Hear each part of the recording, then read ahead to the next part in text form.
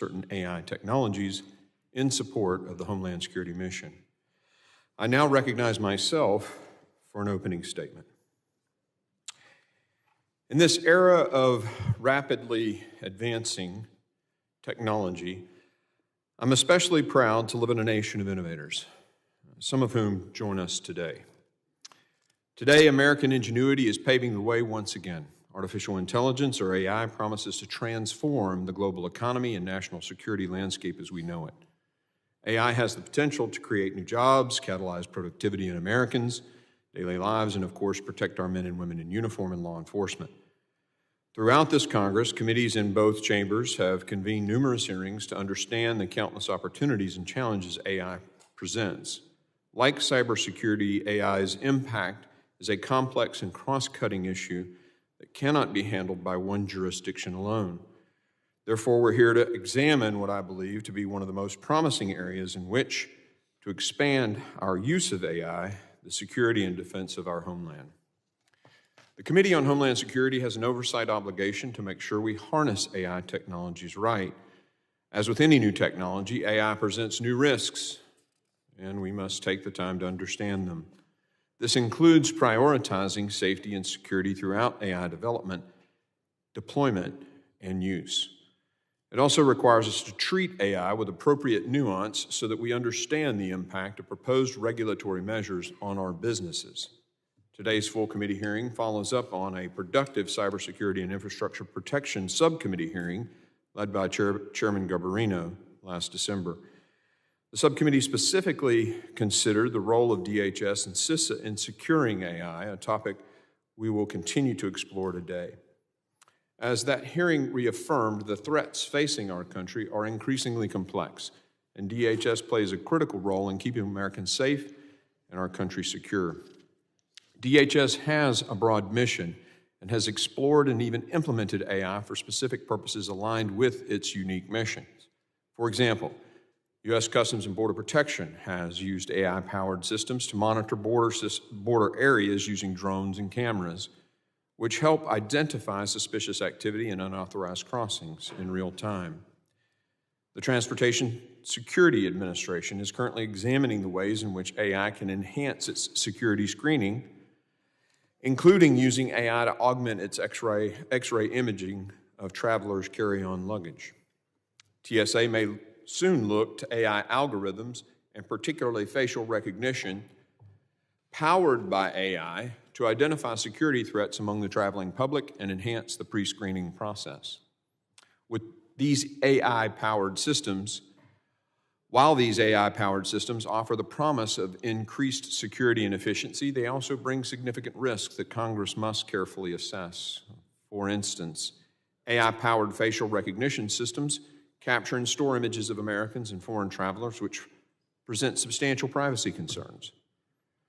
We must ensure that the use of AI-powered facial recognition by TSA is balanced with strong protections of privacy, civil liberties, and ethical standards. Furthermore, U.S. Immigration and Customs Enforcement is using AI to help identify and track illegal activities such as human trafficking and smuggling by analyzing large data sets and detecting patterns. And the Cybersecurity and Infrastructure Security Agency, CISA, is carefully examining the risks and opportunities presented by AI and the way it can be leveraged to enhance our nation's resilience against cyber threats. In the years ahead, CISA will play a critical role in addressing and managing risks at the nexus of AI, cybersecurity, and critical infrastructure. Considering the widespread push for AI adoption within DHS, it is critical that the department collaborates with Congress and with relevant stakeholders, including those from the private sector, to manage AI's complexities and risks. In addition to the domestic concerns relating to the emergence of AI, we must also consider the broader strategic implications.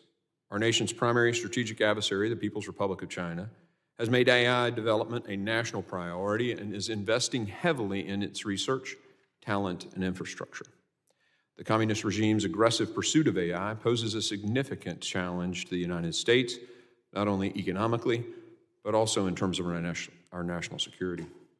In fact, DHS's 2024 Homeland Threat Assessment warns that developing, quote, malicious cyber actors have begun testing the capabilities of AI-developed malware and AI-assisted software development. Technologies that have the potential to enable larger scale, faster, efficient, and more evasive cyber attacks against targets including pipelines, railways, and other U.S. critical infrastructure, end quote. This is extremely concerning.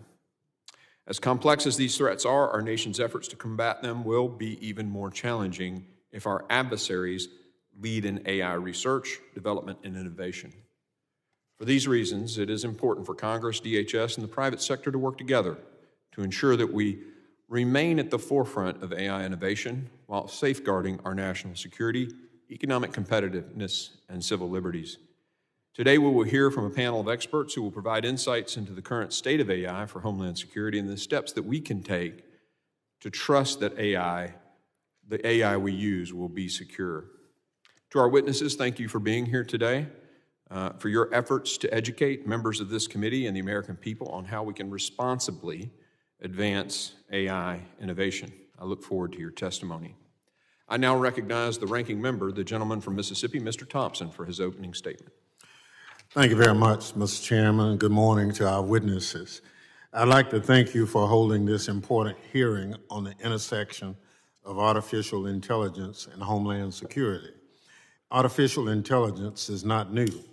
The Department of Homeland Security and its components have a long history of trying to understand how to most appropriately leverage the capacity AI provides. The release of ChatGPT in November 2022 made clear AI's transformative potential, and it accelerated efforts by the administration and Congress to ensure the United States continue to lead the world on the responsible development and the use of AI. As we consider how to deploy AI to better secure the homeland, we must keep three critical principles in mind. First, we must ensure that AI models we use and the data to train them do not reinforce existing biases. That requires that AI used by the government be developed pursuant to specific policies designed to eliminate bias and is tested and retested to ensure it is not having that effect. Eliminating bias from AI also requires a diverse AI workforce comprised of people from a variety of backgrounds who can identify potential biases and prevent biases from being encoded into the models. Second, the government must rigorously assess appropriate use cases for AI and ensure that the deployment of AI will not jeopardize the civil rights, civil liberties, or privacies of the public. Law enforcement and national security agencies in particular must implement an exacting review of potential infringements on those fundamental democratic principles. Moreover, it is essential that the workforce be included in decision-making processes on how AI will be deployed. The workforce is in the best position to understand capability gaps and where AI can be effective. AI is also a tool the workforce will use to carry out their jobs more effectively. It is not and should not ever be a replacement for people. Finally, the AI tools we use must be secure. In many respects, existing cybersecurity principles can be adopted to secure AI. I commend the Cyber Security and Infrastructure Security Agency, commonly called CISA, for working with the private sector to ensure the adoption of secure by design principles in the development of AI. Moving forward, we must determine vulnerabilities unique to AI and work together to address them. I commend President Biden on last year's executive order on AI, which put the federal government on the path of developing and deploying AI in a manner consistent with these principles. As DHS continues to assess how it will use AI to carry out its vast mission set, from cybersecurity to disaster response to aviation security, I'm confident that it will do so in a manner that incorporates feedback from the workforce and protect civil rights, civil liberties, and privacy. We cannot allow our optimism about the benefits of AI to short-circuit how we evaluate this new technology. At the end of the day, bad technology is bad for security. As we consider the potential benefits AI present for DHS's mission, we must also consider the new threats it proposes. AI in the hands of our adversaries can jeopardize the security of federal and critical infrastructure networks, as well as the integrity of our elections. We know that China, Russia, and Iran have spent the past 4 years honing their abilities to influence our elections, sow discord among the American public, and undermine confidence in our election results. Advances in AI will only make their job easier, so we must redouble our efforts to identify manipulated content and empower the public to identify malicious foreign influence operations. I look forward to a robust conversation about how the Department of Homeland Security can use AI strategically to carry out its mission more effectively. I look forward to the witnesses' testimony, Mr. Chairman, and I yield back the balance of my time. I want to thank the ranking member for his comments. Other members of the committee are reminded that opening statements may be submitted for the record. I'm pleased to have a distinguished panel of witnesses before us today, and I ask that our witnesses please stand and raise your right hand. Do you solemnly swear that the testimony you will give before the Committee on Homeland Security of the United States House of Representatives will be the truth, the whole truth, and nothing but the truth, so help you God? Let the record reflect that the witnesses have answered in the affirmative. Thank you. Please be seated.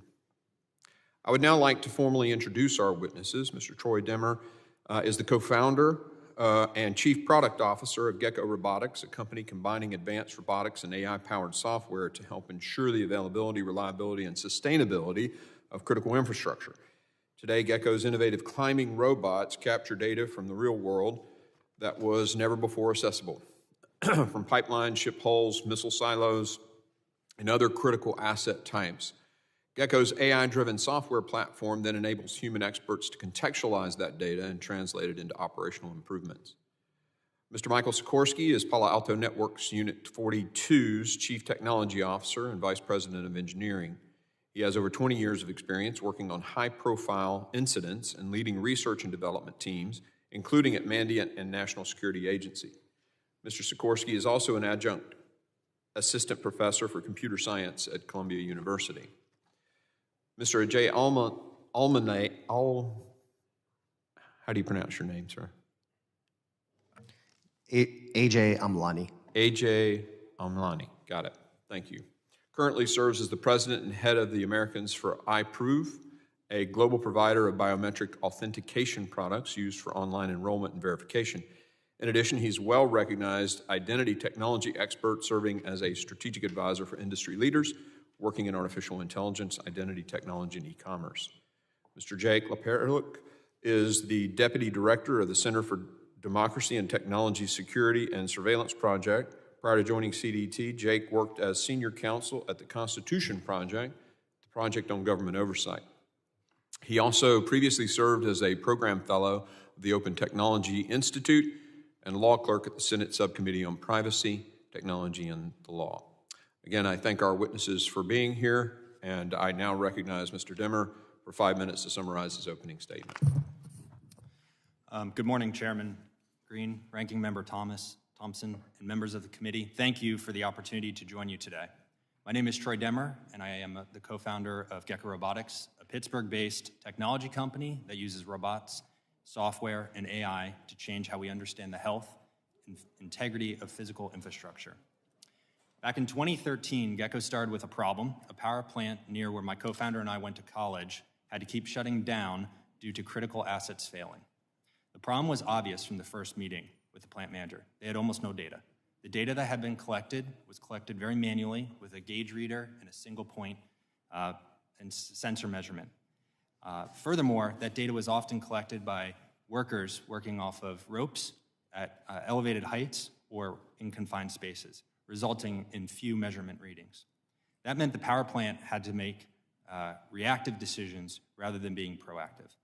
That was the genesis of the idea behind Gecko, using rapid technological advances in robots, software, and AI to get better data and generate better outcomes. We do this by building wall-climbing robots armed with various sensor payloads that can gather 1,000x more data at 10 times the speed compared to traditional methods. We also have a software platform that takes that data and combines it with other data sets to build a first-order understanding of the health of critical infrastructure. Where are the vulnerabilities? What do we need to do to be proactive before fixing it before a problem occurs? And how do we prevent catastrophic disasters? Those are the problems Gecko is solving today for some of the most critical infrastructure that protects the American way of life. We're helping the Navy reduce their maintenance backlog and build the next generation of military equipment smarter. We're helping the U.S. Air Force create the digital baseline for the largest infrastructure program since the Eisenhower Interstate Highway Project. And we're working with various other critical public and commercial infrastructure projects across the country. In every one of these cases, the missing link is the data. And that brings us to the conversation we're having in today's hearing. AI models are only as good as the inputs they are trained on.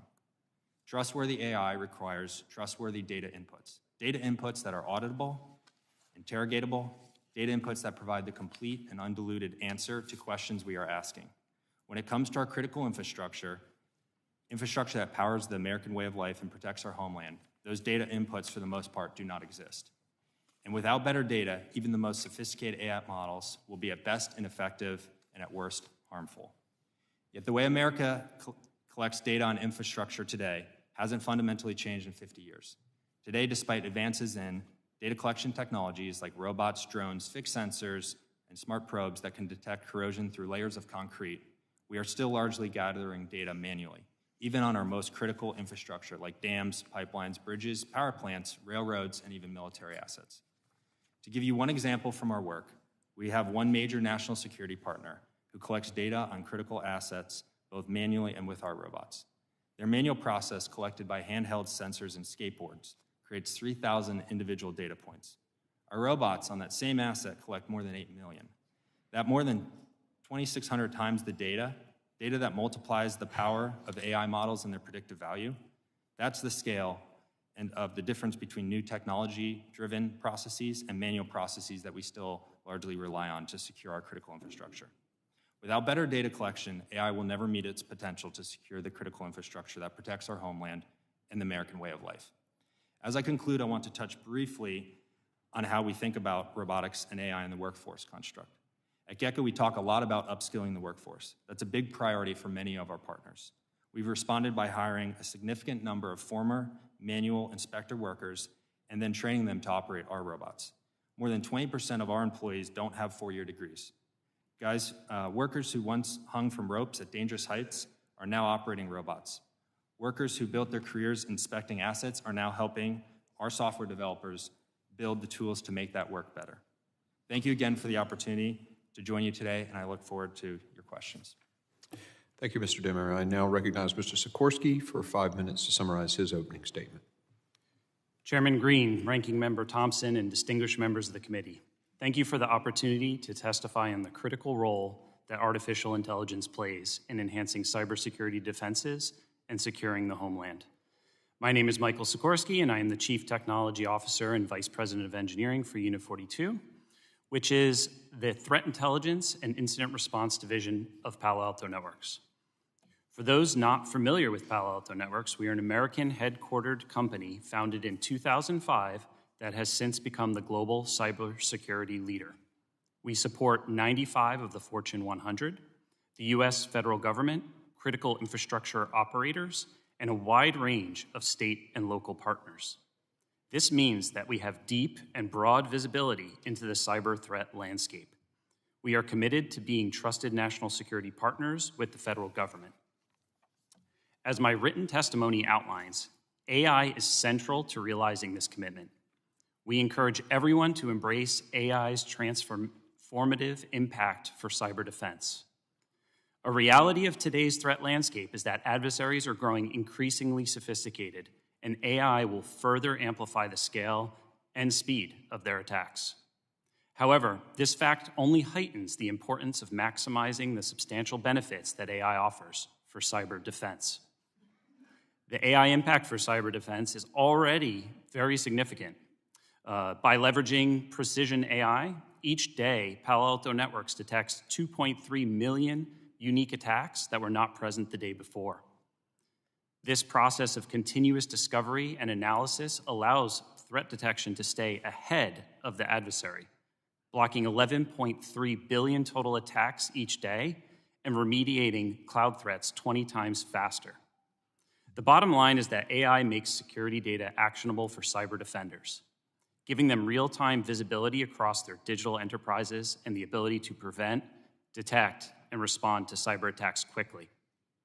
Accordingly, Palo Alto Networks firmly believes that to stop the bad guys from winning, we must aggressively leverage AI for cyber defense. My written testimony highlights a compelling use case of AI-powered cybersecurity that is showing notable results, up-leveling and modernizing the Security Operations Center, also known as the SOC. For too long, the cybersecurity community's most precious resources, our people, have been inundated with alerts to triage manually. This creates an inefficient game of whack-a-mole, while critical alerts are missed and vulnerabilities remain exposed. We have seen transformative results from customer use of AI-powered SOCs. This includes the following: a reduction of mean time to respond from 2 to 3 days down to under 2 hours, a 5 times increase in incident closeout rates, and a 4 times increase in the amount of security data ingested and analyzed each day. Outcomes like these are necessary to stop threat actors before they can encrypt systems or steal sensitive information. And none of this would be possible without AI. This new AI-infused world we live in also necessitates what we like to call secure AI by design. Organizations will need to 1, secure every step of the AI application development lifecycle and supply chain. 2, protect AI data from unauthorized access and leakage at all times. And 3, oversee employee AI usage to ensure compliance with internal policies. These principles are aligned with and based on the security concepts already included in the NIST AI Risk Management Framework, and should be promoted for ecosystem-wide benefit. Now, the issues we're discussing today are important to me also on a personal level. I'm honored to have spent decades both as a cybersecurity practitioner partnering with governments to stop threats, and as an educator training the cyber workforce of tomorrow. It's with that background that I can say confidently that Homeland Security, national security, and critical infrastructure resilience are being enhanced by AI-powered cyber defense as we speak. And we must keep the pedal to the metal because our adversaries are certainly not, sitting on their hands. Thank you again for the opportunity to testify, and I look forward to your questions and continuing this important conversation. Thank you, Mr. Sikorski. I now recognize Mr. Amlani for his 5 minutes of opening statement. Good morning, Chairman Green, Ranking Member Thompson, and members of the committee. My name is Ajay Amlani, and I've been building innovative solutions to help organizations assure people's identities for the last 20 years. I serve as President, Head of Americas at iProov.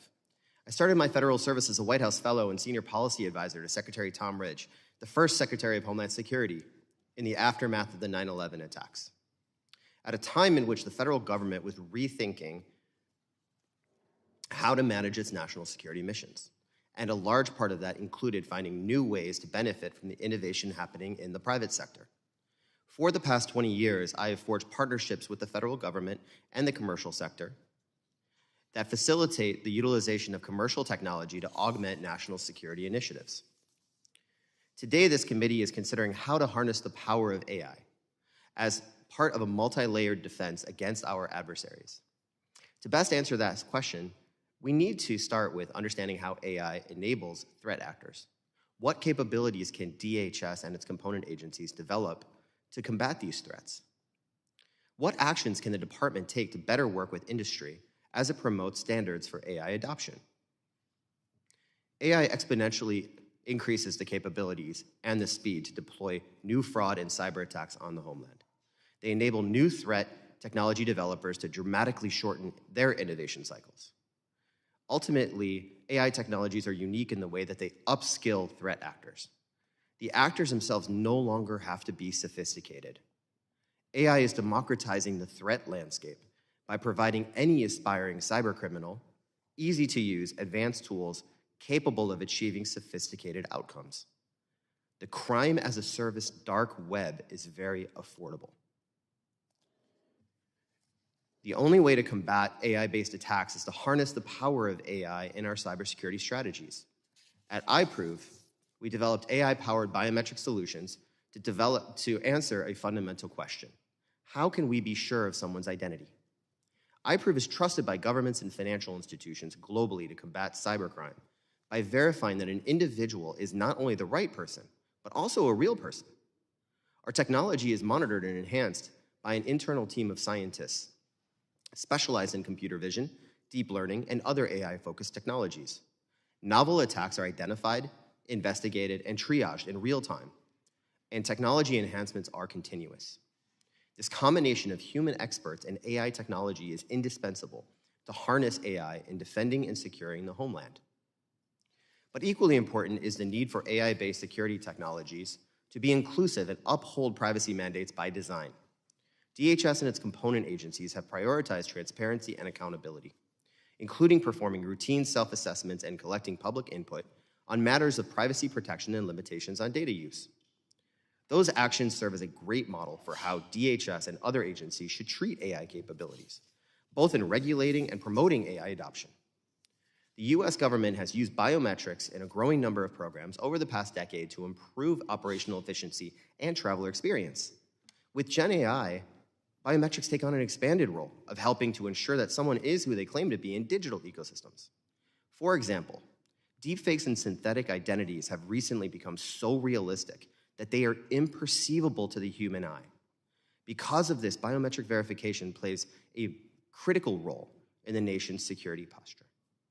To best assist DHS and its components, Congress should support the creation of more useful standards for systems and testing, and give access to the best talent developing new technology tools with the agility necessary to respond to the changing threat landscape.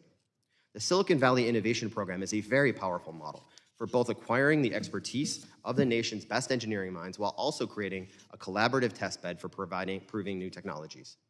iProov has worked with S&T in all phases of the SVIP program and can testify firsthand to the powerful impact that this program could have if expanded to scale with a broader group of stakeholders.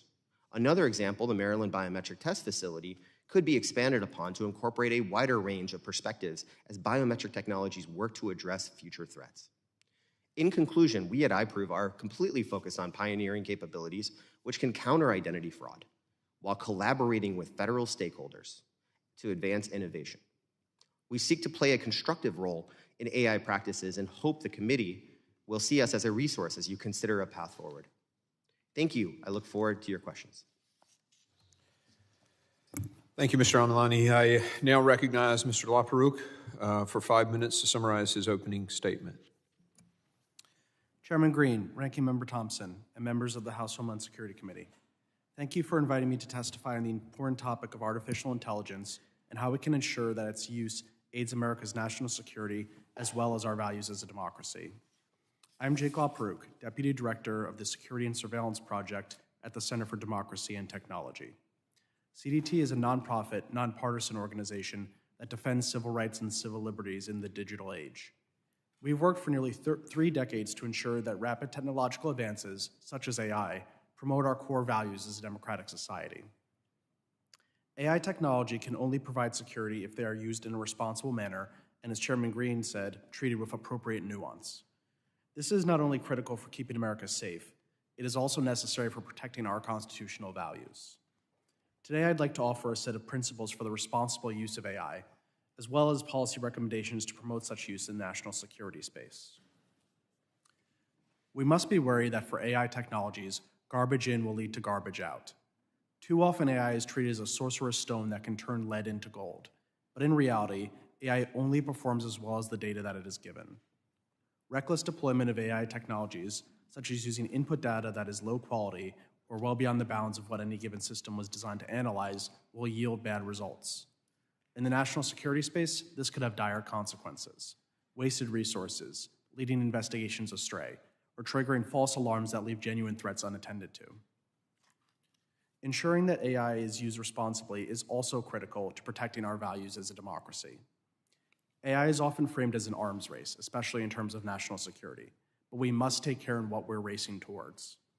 Authoritarian regimes in China, Russia, and Iran have shown how AI technologies such as facial recognition can throttle dissent, oppress marginalized groups, and supercharge surveillance. The United States must not use AI so callously. Truly winning the AI arms race does not simply mean the fastest build-up on the broadest scale. It requires uses that uphold civil rights and civil liberties. As Ranking Member Thompson highlighted, responsible use requires exercising care from creation to input of data into AI systems to the use of the results from those systems. To facilitate responsible use, government applications of AI should be centered on the following principles. AI should be built upon proper training data. It should be subject to independent testing. It should be deployed within the parameters that the technology was designed for. It should be used by specially trained staff and corroborated by human review. It should be subject to strong internal governance mechanisms. It should be bound by safeguards to protect constitutional values. And it should be regulated by institutional mechanisms for transparency and oversight. Although the degree of secrecy in national security programs will make upholding these principles especially challenging, we can and must find ways of promoting responsible use of AI. CDT proposes 2 policies in furtherance of this goal. First, Congress should establish an oversight board for the use of AI in national security contexts. This board will be a bipartisan, independent entity within the executive branch, with members and staff given access to all use of AI within the national security sphere. The board would act as an overseer within classified settings to promote responsible use of AI. So this would support both compliance with existing rules as well as lead to improved practices. The board's role would also allow for greater public knowledge and engagement. This would serve as a conduit for harnessing outside expertise and building public trust in government's ongoing use of AI. The Privacy and Civil Liberties Oversight Board has demonstrated how effective this model can be. That board's role in counterterrorism oversight has enhanced public awareness and improved public policy in a manner that's aided both security and civil liberties alike. A new board focused on the use of AI in the national security realm would be similarly beneficial. Second, Congress should enact requirements to enhance transparency for the use of AI. This should include required declassification review of key documents, such as AI impact assessments and privacy impact assessments. It should also require annual public reporting and information such as the full set of AI technologies that agencies deploy, the number of individuals who are impacted by their use, and the nature of that impact. While we support prompt adoption of these important measures, AI technologies are far too wide-ranging and complex to be solved by a silver bullet. Promoting responsible use of AI will require continual review, engagement, and adaptation. This work should be done in consultation with a broad set of stakeholders, impact communities, and experts. Thank you for your time, and I look forward to your questions. Thank you, sir. Members will be recognized by order of seniority for their 5 minutes of questioning. An additional round of questioning may be called after all members have been recognized. I now recognize myself for 5 minutes of questioning. Mr. Amlani, in the evolution of AI, would you discuss your perception or opinion on whether or not you think, as the threat evolves, we're evolving ahead of the threat?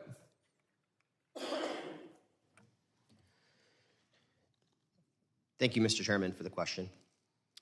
This is a very important component of the work that we do at iProov.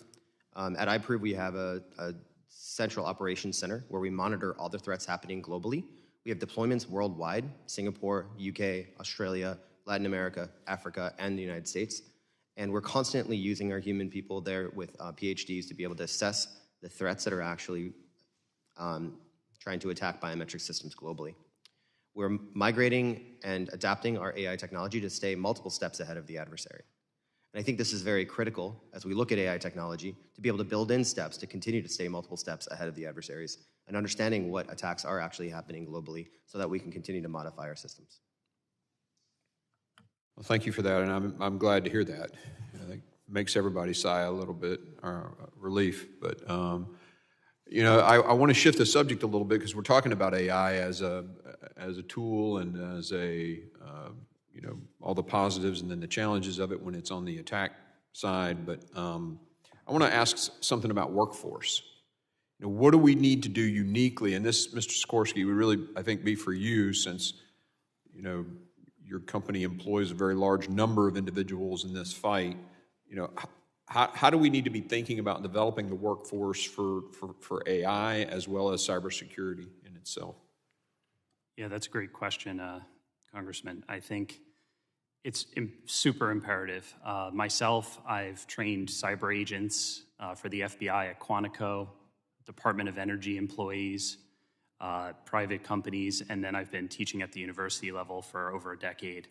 And firsthand, I've seen that we really need to focus in as AI, cybersecurity, it's here to stay, and we need to really make strides to continue to push down, get people trained up, our workforce, our children, get them learning these concepts very early on is super important. And then from a Palo Alto Networks perspective, we're very invested in this as well. So as far as the Unit 42 team goes within Palo Alto Networks, we have what's called the Unit 42 Academy, which takes undergraduates, gives them internships during the college years, hands-on training. Then they come to work with us as a class, like a cohort, where they learn a lot of up-leveling skills, and their first year is spent just engaged in learning and growing. And I'm proud to say that 80% of the Unit 42 Academy in the last year was actually made up of women. Do me a favor and let's go just a little bit more granular on this question. What are the skills, specific skills that these individuals need to have? What are we teaching them? I get, you know, the coding and all that stuff, but what specifically do you need to see in a candidate that you would want to hire? Yeah, so number one is having a background and understanding how to engage these technologies. We've spent a lot of time building technologies over the last 10, 20 years in the cybersecurity industry. So knowledge of how they work, what they give them access to, and how they can leverage them to fight against you know, evil that's coming into these networks. I also think about things like understanding of how computer forensics works, malware analysis, an ability to really dive deep into the technical details so that they could dig out and sift through the noise. And it also comes into play with AI. Do they have an understanding of AI and how it is being leveraged in the product to sift through that noise for them? Because one thing we deal with heavily is these analysts are inundated with just too many alerts from all these products firing. And in those alerts is what the actual bad stuff that's happening. And so by leveraging AI, you sift through that noise, bubbles up things for them to actually dive deep into what's really there. And the essential is the AI is now fighting the AI, basically, right? I mean, the machines are fighting the machines. Am I getting this right? To put it in simplest terms? I think to some extent, I think there's definitely that kind of thing going on for sure. Yeah. But at the end of the day, the cyber analyst is being up-leveled in their ability to fight back. Yeah, we've got to figure out, we've got some legislation coming out pretty soon on workforce development, and I want to just make sure that the AI piece is captured in that. So thank you. My time has expired. I now recognize the ranking member for his 5 minutes of questioning. Thank you, Mr. Chairman. You know, one of the things that we've become accustomed to is if we're filling out something online, as we complete it, they want to figure out if you're a robot or if you're a human. And so you got to figure out now, is this a bus or is this a car or is this a light? So all of us are kind of trying to figure this out. So you gentlemen have given us some comfort that there are some things out here, but let me just give you a hypothetical question. As we look at this, how do you see the role of government as AI develops, and what do we need to do to ensure the public that that development does not allow our adversaries to become even more our enemy than what it is. We'll start with Mr. Demmer.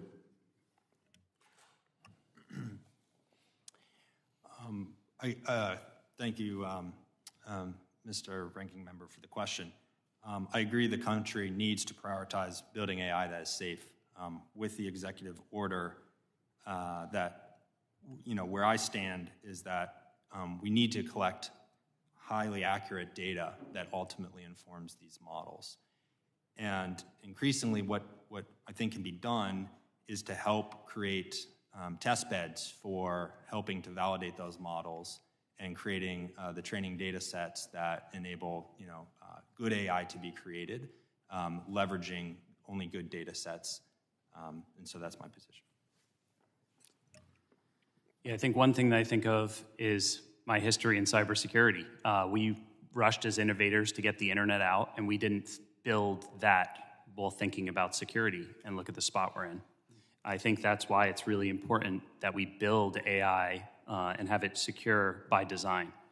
And it's one of these things where it falls into a few different categories, making sure that the AI that we're building, everybody's rushing to get this technology into their products and out to consumers, but we need to think about it as we build it.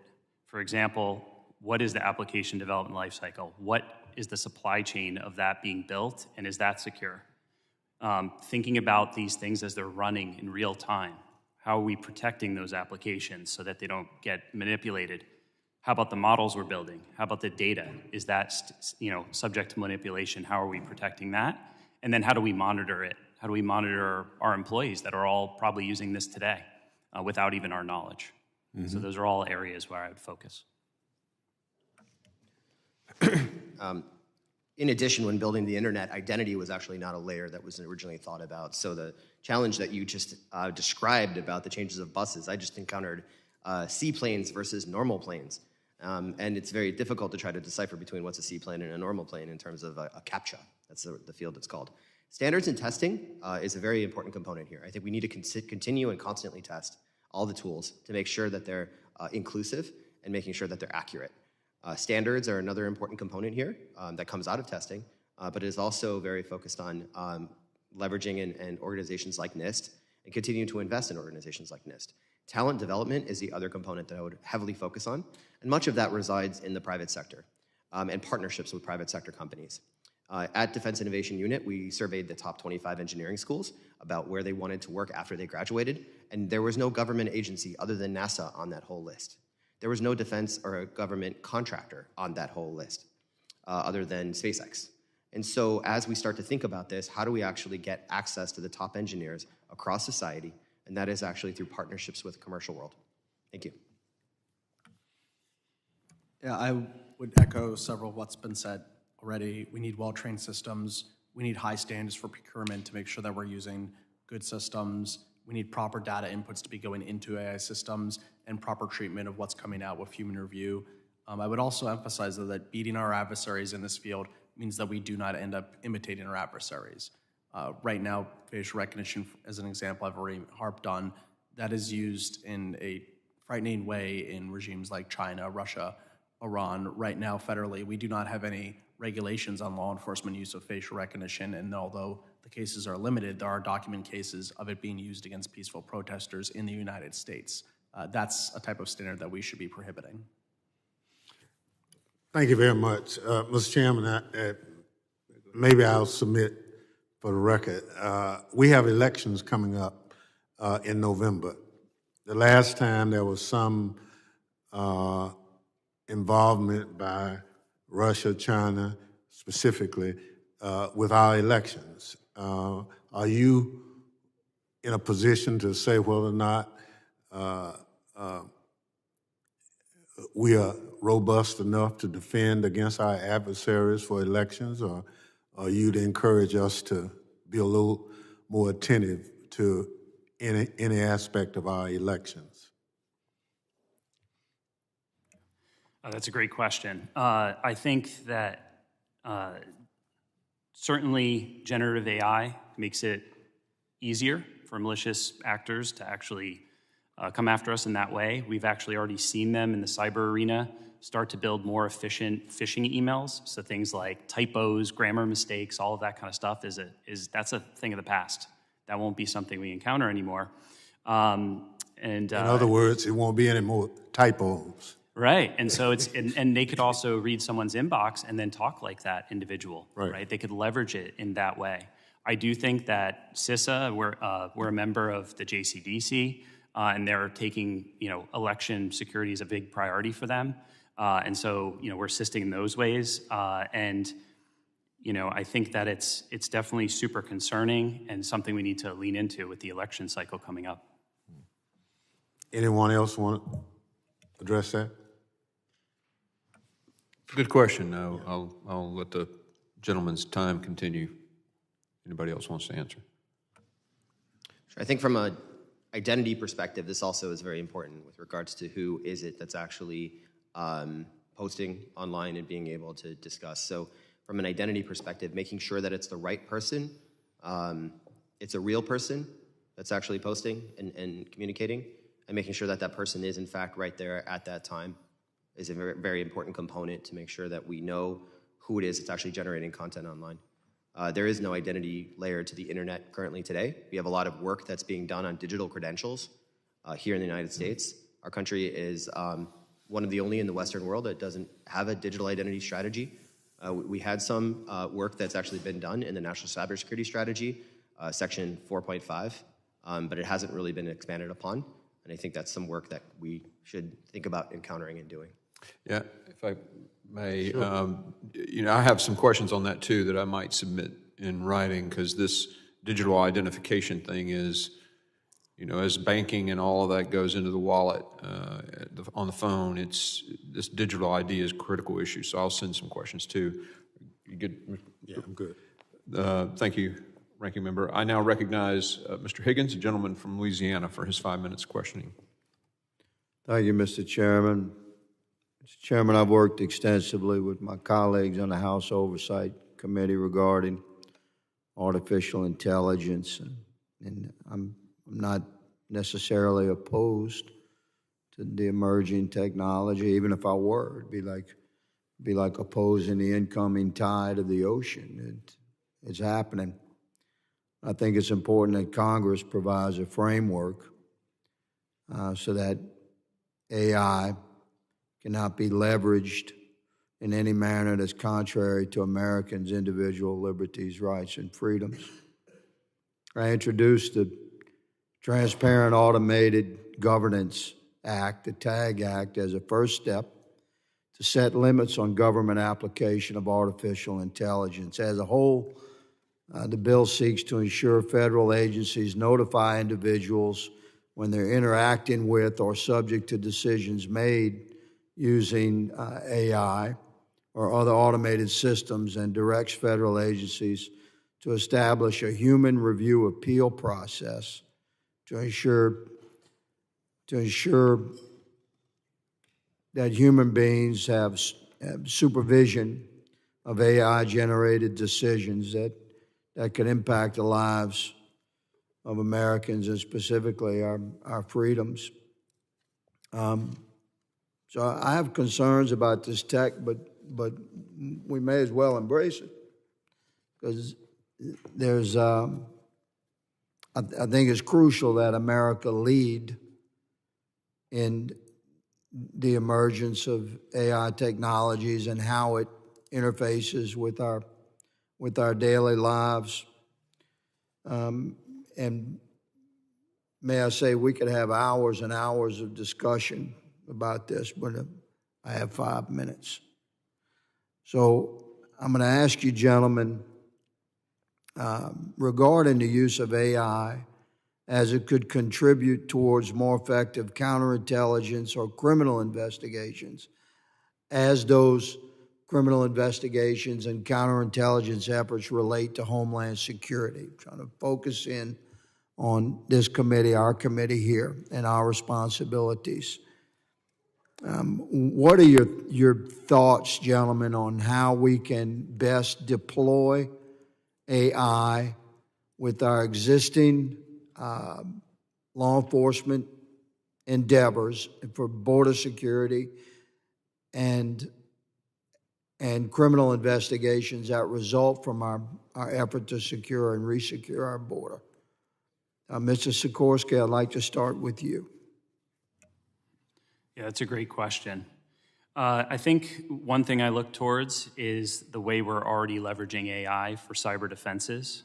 As I spoke about in my statement, we've been taking really large amounts of data and distilling it into very few actionable items that a human. You say taking large amounts of data. Where are you getting that data from? So for us as a cybersecurity company, we are focused on processing security data, which means ones and zeros, the malware that is found on the systems, the vulnerability enumeration of those systems, low-level operating system information that enables us to tease out what's the actual threat, which is very distinct from. So you're drawing your raw data from open sources, and from how are you accessing the raw data that you're analyzing? Yeah, so that's a great question. So some of the data that we're getting is from the customer collection that we have in our products that are spread throughout the world, the telemetry, low-level information. From the Fortune 100, you said your company works with 95 of the top 100. That's right. Okay, so those companies have agreements with their users. That's that part that we don't read.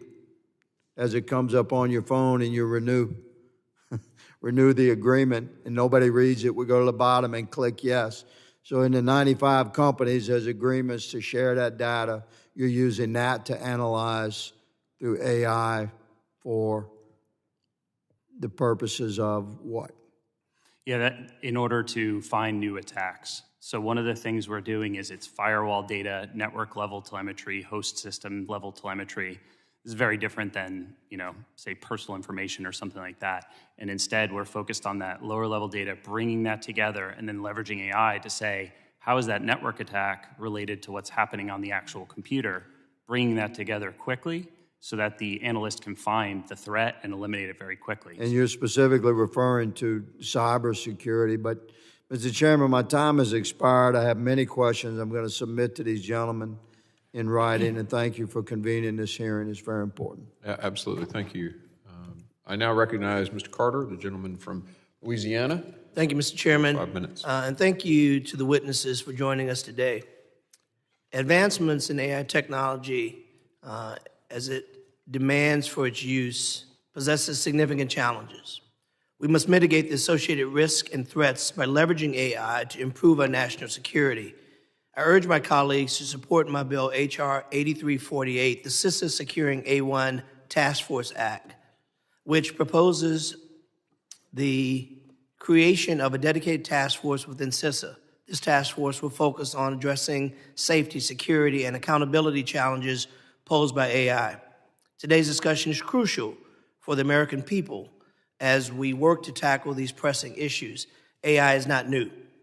We know that. It's relatively new to the general public, and some of its applications have enormous value. Some of them can be quite frightening. National security, obviously, is major. So I'd like to ask each of you to take a crack at answering the questions relative to civil rights, civil liberties, and privacies in general for the American people.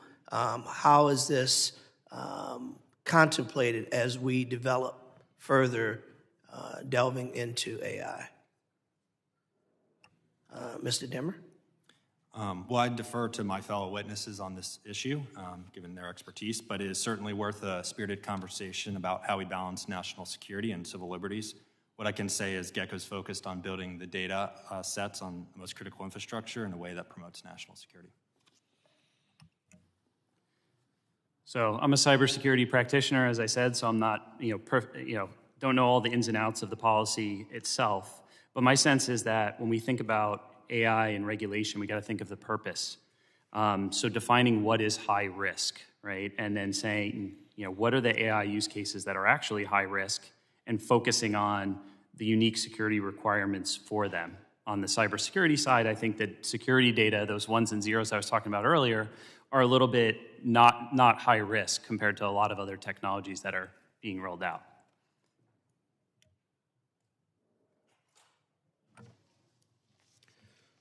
At iProov, we take inclusivity by design very seriously.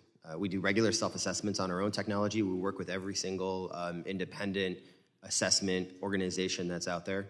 We're encouraging more independent assessment organizations. We're encouraging them to stay ahead of the technology.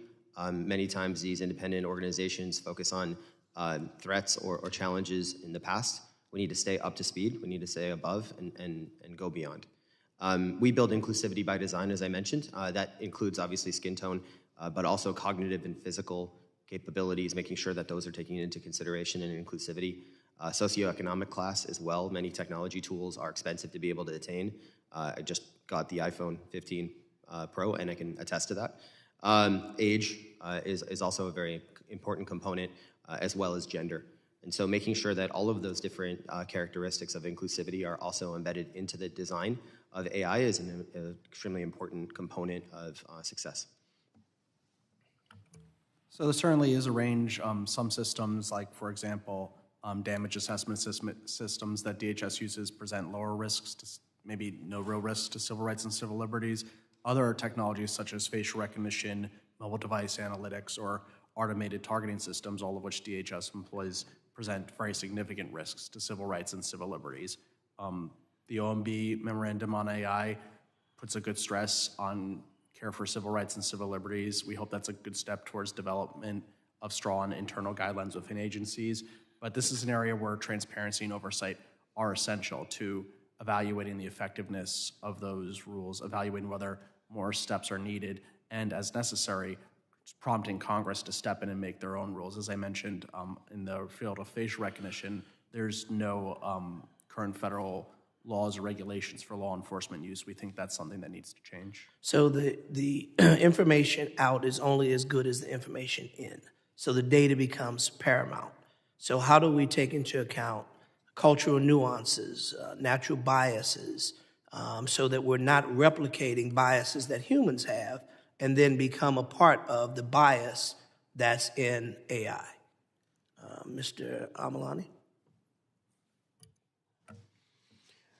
At iProov, we have a worldwide deployment. And so we operate in Singapore, we operate in Australia, in the UK, in South Africa, in many African countries, as well as Latin American countries, as well as North America. We take very careful consideration of basically making sure that we're seeing all of the threats coming in from all of those locations, but also taking into account all of the data and making sure that we have a representative database that we train on.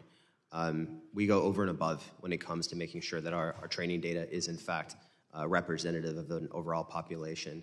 And I would encourage you to be able to include standards and testing and invest in those to make sure that other providers are also doing the same. So from our standpoint, obviously, as you've heard from the questions here, you'll continue to hear that Congress has real concern on making sure that we learn from the mistakes may not be the right word, but we learn from how fast the internet came, Facebook, Instagram, and all of those things, and they're constantly bringing about new challenges, the good, the bad, and the ugly. How do we learn from that to make sure that we are managing this AI as it unfolds and becomes more prevalent in our society? And I realize that my time has expired, so Mr. Chairman, if you would allow them to answer that, I will yield. The gentleman can answer the question. Sure. That's directed at me, I assume? Yes, or anyone else who cares to take a crack at it. Thank you, Congressman. Staying on top of all of the different technologies is very important, and making sure that we have independent organizations within the federal government that can have different companies submit their AI to testing, and making sure that we have the right people staffed within those organizations who can stay on top of all of the latest opportunities and threats in the market. Yes, there is a lot of interest that this overall industry has in making sure that basically it's well-represented databases and common standards that we can all adhere to. And I think making sure that those accurate solutions can be in front of the customers for biometric verification is also a very important component. Biometric verification is also something that's very different than biometric recognition. And I want to make sure that we can call out the two differences between the two. Gentleman's time has expired. The chair has been flexible and generous with time, but I ask all members to watch the clock. The gentleman from Mississippi, Mr. Guest is recognized for 5 minutes for questioning. Thank you, Mr. Chairman. I want to thank all of our guests for joining us today. After we've seen the incredible growth of AI, we know that that AI can be used to gather and analyze data. We know that AI has both offensive and defensive capabilities, and with all technology, that AI can be used for good and evil.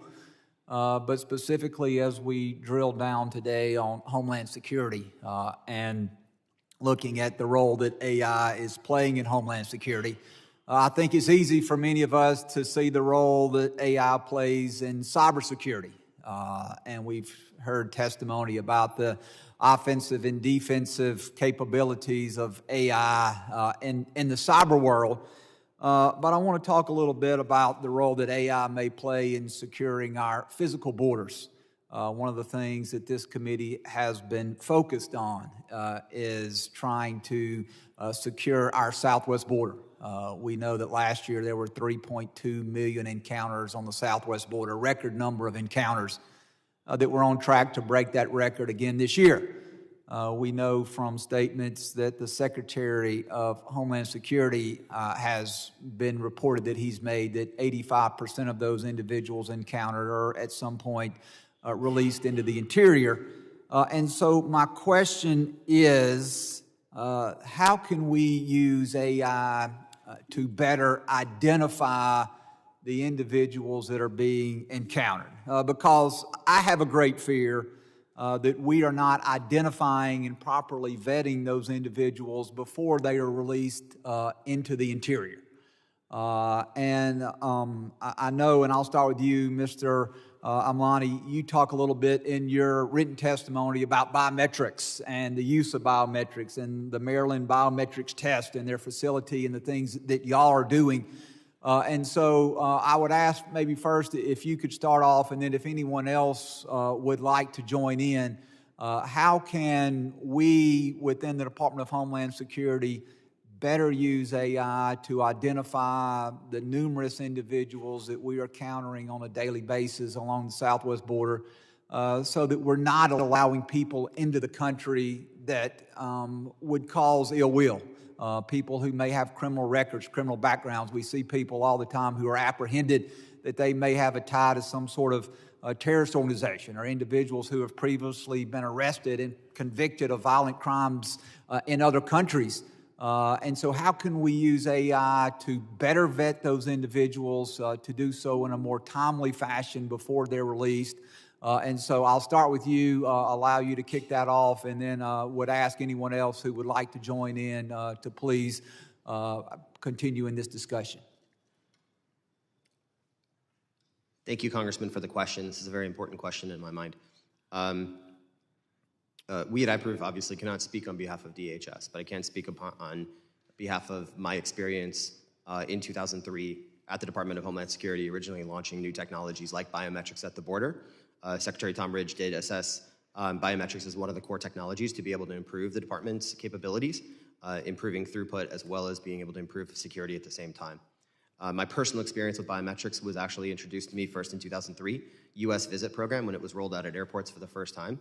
For people coming into the country that were not citizens, we actually used fingerprint technology at the borders, and it was very eye-opening for me, for people walking up to a Customs and Border Patrol agent who had a look of fear in their eyes, about to be asked a significant set of intrusive questions and disclosing a lot of private information, who then put their fingerprint down on the device, and to have the Customs and Border Patrol agent say, "Welcome to the United States."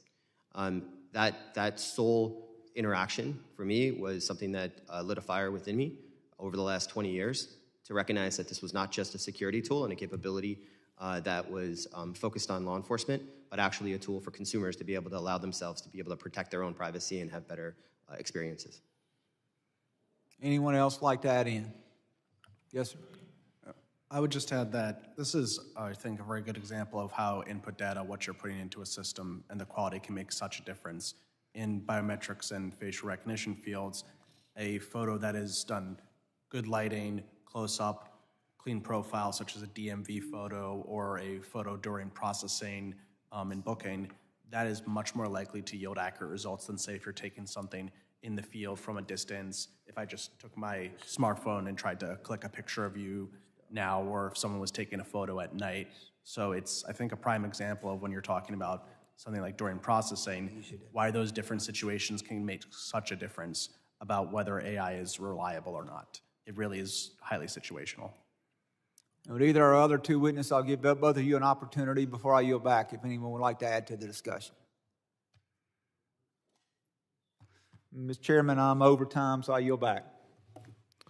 Gentleman yields. The gentleman from Maryland, Mr. Ivey, is recognized for 5 minutes for question. Thank you, Mr. Chairman. I appreciate that. And to my Republican colleagues, if you'll relay to Chairman Green my appreciation for having this hearing. I think this is an outstanding topic for us. In fact, we might even need to have additional hearings on this topic because the time goes so quickly. But thanks again for having it.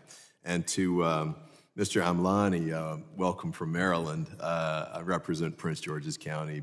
You're just outside of our district. Hopefully when that lease comes up, we can convince you to move a little further south, but we'll take it one step at a time.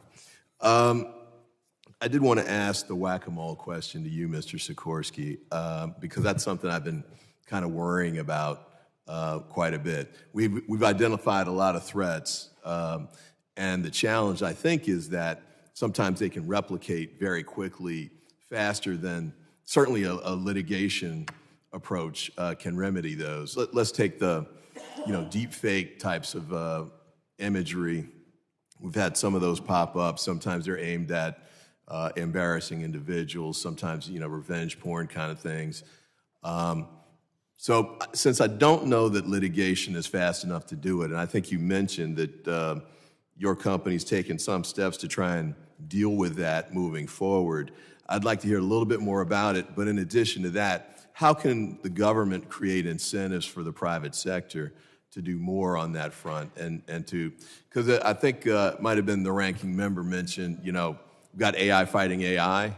I think that's going to be better than government fighting AI, or certainly the courts. How can we go about it in a way that allows us to keep pace? Yeah, that's a great question, Congressman. I think there's some things that are already happening that are really great with the government. A few things that I'm actually pretty passionate about myself, things like collaborative defense. So back when I worked for the NSA, you didn't tell anybody you worked there. Now there's a cyber collaboration center that reaches out to industry and realizes that we can go much further with defending the nation if we work together versus in complete and utter silos. And so continued push, like we've seen with CISA and the JCDC, for example, has been very successful and is moving the needle. So pushing hard on that front, I think, is imperative. I also think that it's important to think about cyber hygiene and what entities are doing. So companies that are out there, how are they protecting themselves? I think CISA offers a great range of cyber hygiene and vulnerability scanning services, for example, which is great. But one thing we lack somewhat is, like, what's the report card on how efficient somebody's cybersecurity is, especially when you talk about critical infrastructure, healthcare, and so forth. So maybe we should roll out metrics that we could actually track over time, like mean time to detect, mean time to respond. How quickly are we actually responding to attacks and sifting through all that noise? All right, and I want to monitor my time, but just to follow up, if you could respond in writing perhaps, but the Unit 42 Academy was very interesting to me. I was wondering how that might be replicated. Perhaps are there ways that the government could encourage other private entities or colleges and universities that might be willing to do it, but find ways to expand that effort too. And the too many alerts point that you made earlier is another one I'd like to find out a little bit more about. With respect to talent development, I appreciate the fact that there's efforts going on, and Mr. Sikorski, I think your company mentioned it, and Mr. Amlani, I think you did as well. And I think that's going to be a good solution for the intermediate and long term. In the short run, I think we're importing a lot of the talent. And in some instances, we've had people come and testify before this committee that they're coming from hostile states, frankly.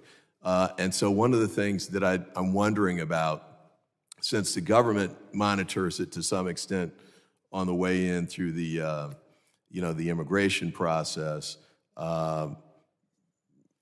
which has its challenges for sure, even with respect to these types. But the other is, once these guys get in and they go to these companies, how do we know that the company's doing a good job of monitoring these individuals to make sure that they're staying on the right track, they're not misusing their position, there's no economic espionage going on? Should we be confident that these companies are doing a good enough job to make sure that the United States is protected and that their industries are protected from those sorts of potential attacks? And I apologize to the chair for running up to the line, but I appreciate the chair's indulgence on this. Anyone who'd like to answer?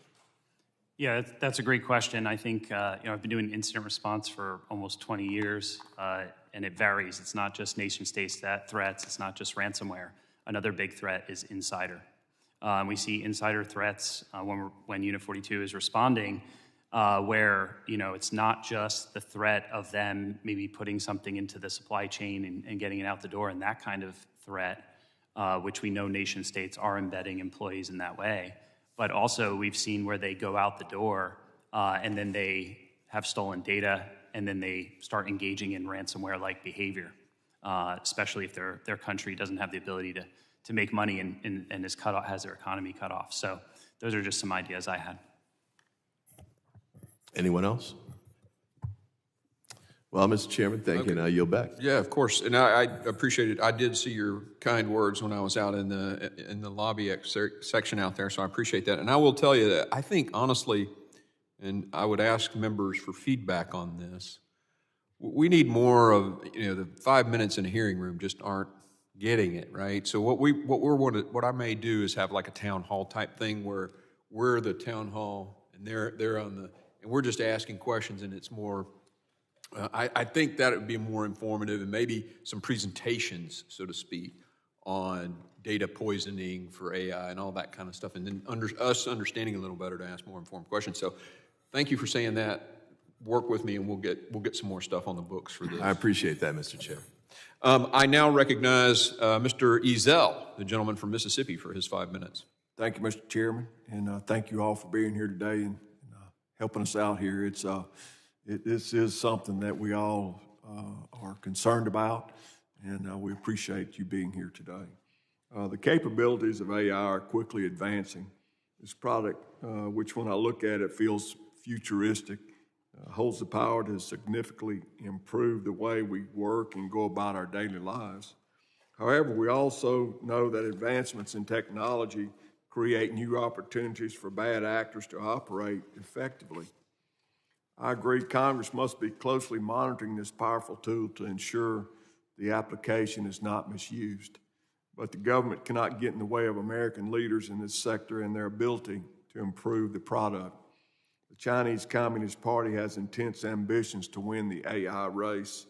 As I talk with people in the private sector, it's clear we're in a global AI arms race. Our adversaries are innovating quickly, and it's critical that we do not restrict the capabilities of American business. I'd like to just direct this to the entire panel. How can we ensure America's leadership in AI, and what government actions could jeopardize this? So start with anybody who wants to answer.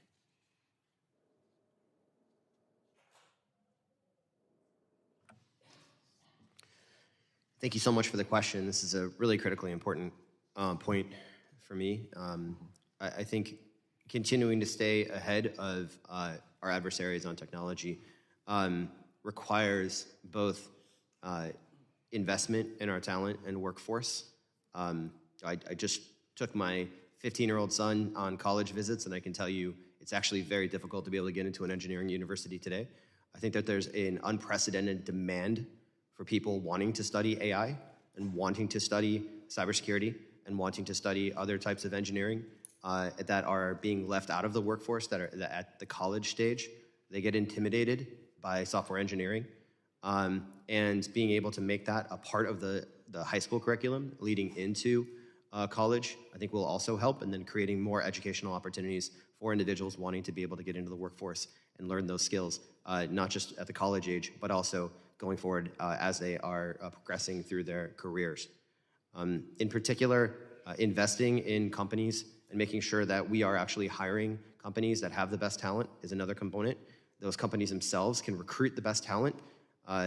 They provide entrepreneurial worlds that allow individuals to be able to create and solve problems in settings that are fun environments to be able to do that. And I think if we can actually make a concerted effort through organizations like the Silicon Valley Innovation Program to hire the right companies to be able to solve some of our massive government problems is an important component to stay ahead.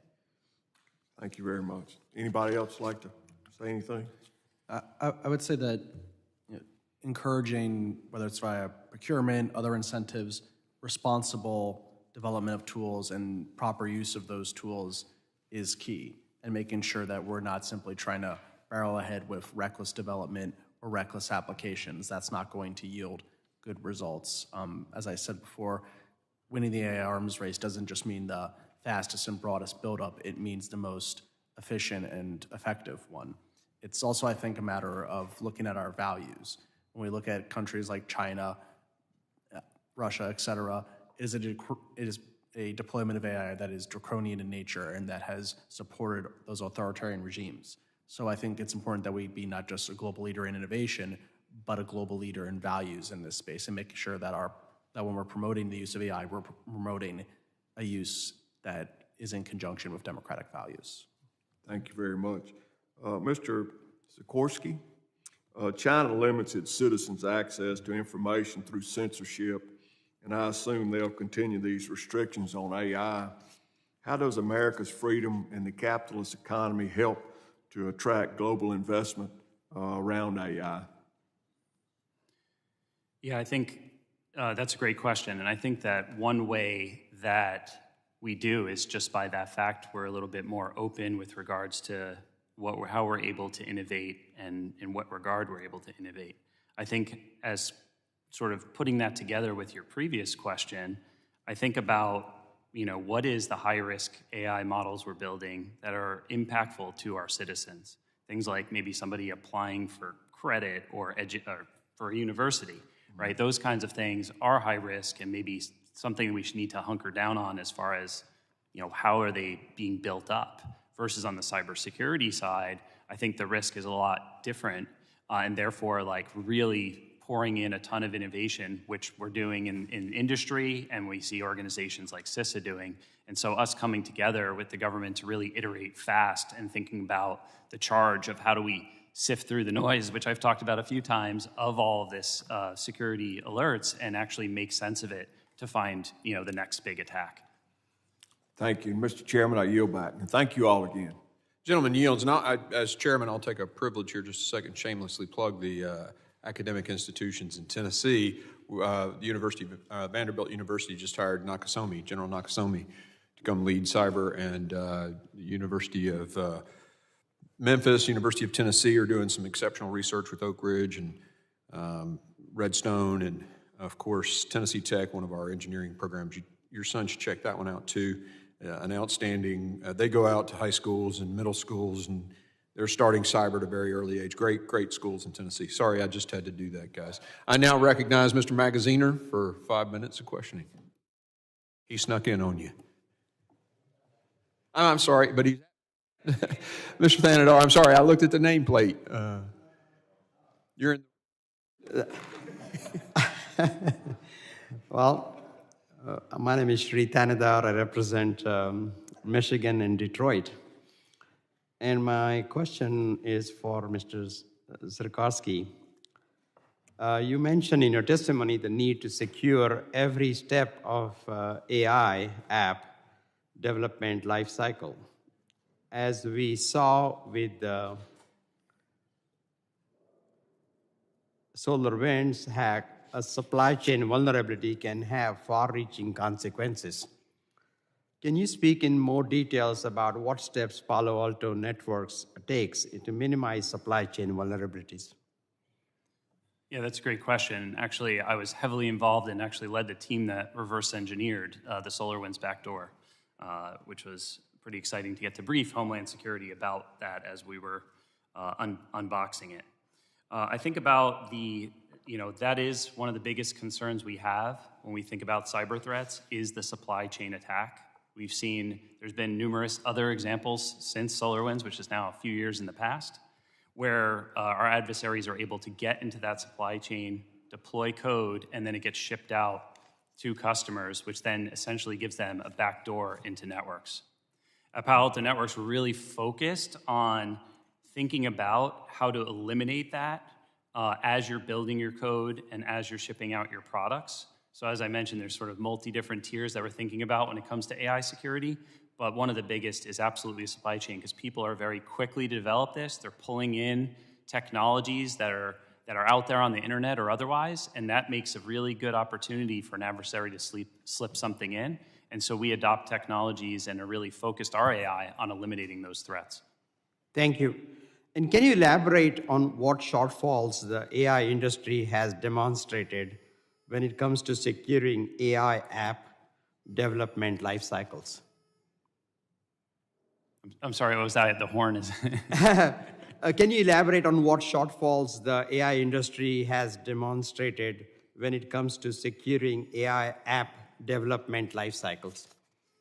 Yeah, I think one of the things I think of is, when we're rushing out new technologies, we're often not taking the time because, often what happens is there's companies that are pitted against each other to who can get this AI technology out to their customers first will win the industry. Like, that's what we're talking about, because of how fast AI development is working. And we've all talked about how much it's going to evolve our life over time, and it's inevitable. And I think that when you do that, people end up rushing, doing things and cutting corners to get those technologies out, not thinking about security. Shocker, that's the thing we dealt with a lot of innovation over time. And I think that making sure that we're actually putting in mechanisms to think through what is people's security posture? Are they doing the right things as they're shipping out applications? Because to a large extent, software development in our country is a national security issue when we talk about the supply chain. Okay. And this is a question for the whole panel. The world has not yet seen a major AI-driven cyber attack. On the scale of attacks like NotPetya or WannaCry, what is the likelihood that we see an attack on this scale or worse in the next 5 years? Anybody? I'll take that one as well, as a cybersecurity guy. So one thing I think about is that is an absolute threat and huge concern I have, because we saw ransomware spread like wildfire, take down systems with NotPetya, like you mentioned. The shipping industry was impacted with that, and I remember seeing grocery stores for one of the big chains just completely knocked out. People couldn't even buy groceries. And then I also think about my experience with SolarWinds and the fact that just imagine that Russia was using AI in that attack. They would have been able to focus more on getting their hooks into systems for which the SolarWinds attack gave them access. And if they could have done that in an automated way, rather than using their human army, it would have been much more of an efficient attack. All right. Anybody else? Thank you. Yeah. I would just say it's a serious challenge because it's a type of scenario where AI can be the weapon or it could be the target. So as we've discussed a bit here, it might be something that's used to facilitate a phishing attempt. You could use something like a deep fake to augment a phishing attempt. Maybe instead of just sending an email, then you get a fake call, voice message, or even a video saying, oh, open up that email I just sent you. That makes someone less suspicious and helps facilitate that. It's also potentially a target point. Critical infrastructure, they use lots of AI systems in ways that might not at all be related to national security, but if there's a vulnerability there, or there's some sort of manipulation of AI systems, then that could also be a vulnerability point. Maybe perhaps how we might use AI to distribute power along the grid, or how we use it to check to people coming into a stadium or large-scale event. If those AI systems and the algorithms behind them were a target of an attack or subject to manipulation, that could raise a host of risks. Thank you so much, and Mr. Chair, I'll take my own seat next time. So sorry for the confusion. You don't confuse me. Yeah, they got it. Poison to the data there. Thank you, and sorry I got your name wrong. I now recognize the gentleman from Texas, Mr. Pfluger, for 5 minutes of questions. Thank you, Mr. Chairman. I think it's an important discussion. I'm glad we're having it. Thanks to the witnesses for being here. The public-private partnership that we have throughout the United States between government, including Department of Homeland Security and other agencies, and then private industry, including, and I think importantly, critical infrastructure. I don't know that it's ever been as important as it is today. And so I thank the witnesses for being here because I think the goal is for us to be able to keep up. One of the ways that we can keep up and one of the ways that we can continue to train the next generation is actually happening in my hometown at Angelo State University. They are a cyber center of excellence. They are a Hispanic serving institution. I think that's very important. It's a very rural area, but they also have a very strong focus in addition to just general cyber issues on AI.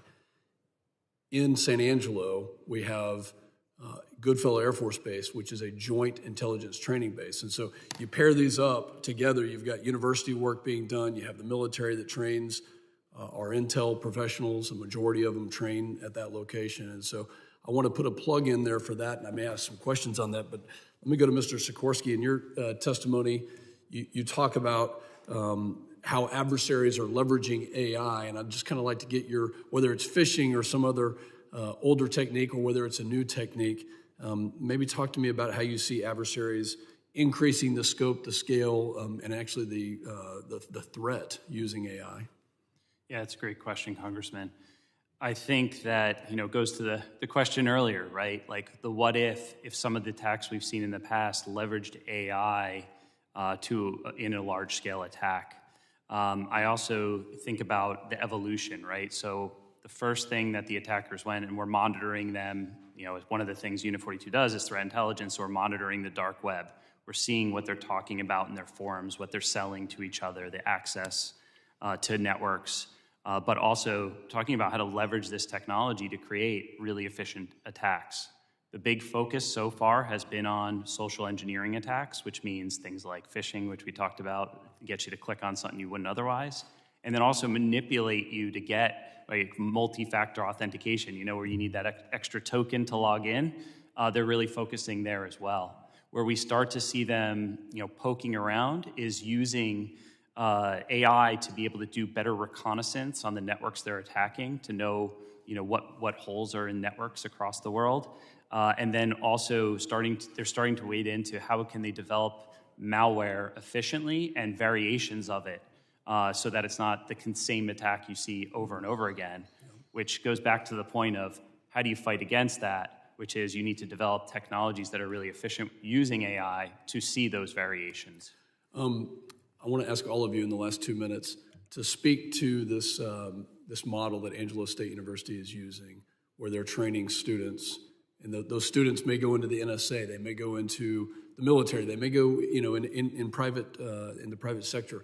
What should Angelo State and other universities be doing? We'll start with Mr. Laperruque and then go down. We've got about a minute and a half.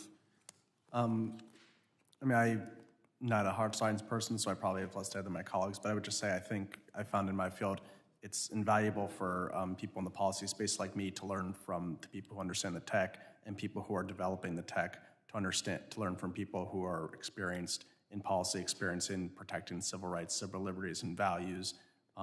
It helps with sort of how we can translate across to each other, and it also helps as you're designing these systems to think about what's the best way to do it and how we can actually do it in a way that's going to promote what we care about as a society. Thank you. Mr. Amlani. I think, first of all, actually there's a vocabulary around cybersecurity that is a very important component to be able to educate our youth on. Everything from spear phishing, you mentioned all the other types of attacks. I think these are important things to be able to teach people about to make sure that they themselves are not hacked, but also they understand what the attacks are actually happening and how to guard against them. Identity is a big component of all cyber attacks. It's about 91% of all cyber attacks are actually originated with a credential that's been stolen, that's been hacked, that's been compromised in some way, shape, or form. And then malware gets implanted within a system that can then be activated afterwards on an ongoing basis. And so having better identification mechanisms to make sure that individuals don't have to change their password every day. They don't have to have multiple things that are very hard to remember. Would you say that the universities should be researching this, that they should be doing it in maybe even a classified setting, that they should be working on these types of techniques and partnering with government agencies as well? Government agencies as well as commercial sector, yes. Okay, very good. My time has expired. I'm sorry, Mr. Demmer, I didn't get a chance to talk to you, but I yield back. Gentleman yields. Mr. Swazi, I think Mr. Menendez has asked that you go ahead of him, and so you are recognized for 5 minutes. Thank you, Mr. Chairman. Thank you so much for doing this hearing. I'm very interested in the idea of you doing some sort of off-site retreat to delve into this in more depth. Thank you to the witnesses. When I listen to you and I think more and more about AI, the more terrified I become, quite frankly. I know there's great opportunities, but I'm scared. In 1974, I was in 7th grade, and I remember Sister Ruth at St. Patrick's Grade School saying, you know, technology's moving so fast these days that we don't have a chance to figure out how it's affecting us, how it's affecting our values, how it's affecting our families, how it's affecting our society, how it's affecting, it's just moving too fast. And that was, you know, because of the space race and Atari had just come out with Pong in 1972 or something. So, you know, think about how fast everything's moving now. And, you know, think of all the impacts we've seen from social media on our young people, where these polls come out and say, you know, 35% of kids are patriotic, whereas, you know, for boomers like me, it's 70-something%. Nobody believes in any religion anymore, or any institutions. And we have all these kids with mental health issues related to their self-esteem. So everything's moving so quickly, and I'm confident that you're going to figure out how to protect, as Mr. Sikorski talked about, he represents 90 of the Fortune 500.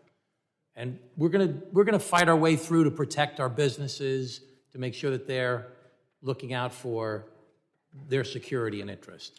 And hopefully we'll think of more things with our government. But I'm worried about our kids. I'm worried about our senior citizens getting scammed. I'm worried about people using our voices to say things we didn't say. I'm worried about our society that's so divided, and our foreign adversaries, Chinese Communist Party, Russia, Iran, trying to divide us more by using social media and our freedom, and certainly using, I think, AI and deepfakes to try and divide us even more. So I'm worried about this divisiveness. I'm worried about fraud. So I'm going to give you the rest of my time, and I'm going to ask each one of you. You talked about values, Mr. Laperruque. I'm worried about the values in our country, just like people that believe in our values. Forget about the fact that there are other countries that don't believe in our values at all. I'm worried about our own country and our values and promoting those values. So each of you, just give me 30 seconds each, if you can. What's the number one thing on the big picture you think we need to be focused on right now to address not the positive parts of AI, but the scary parts of AI? So what's number one on your mind? Mr. Laperruque, you go first.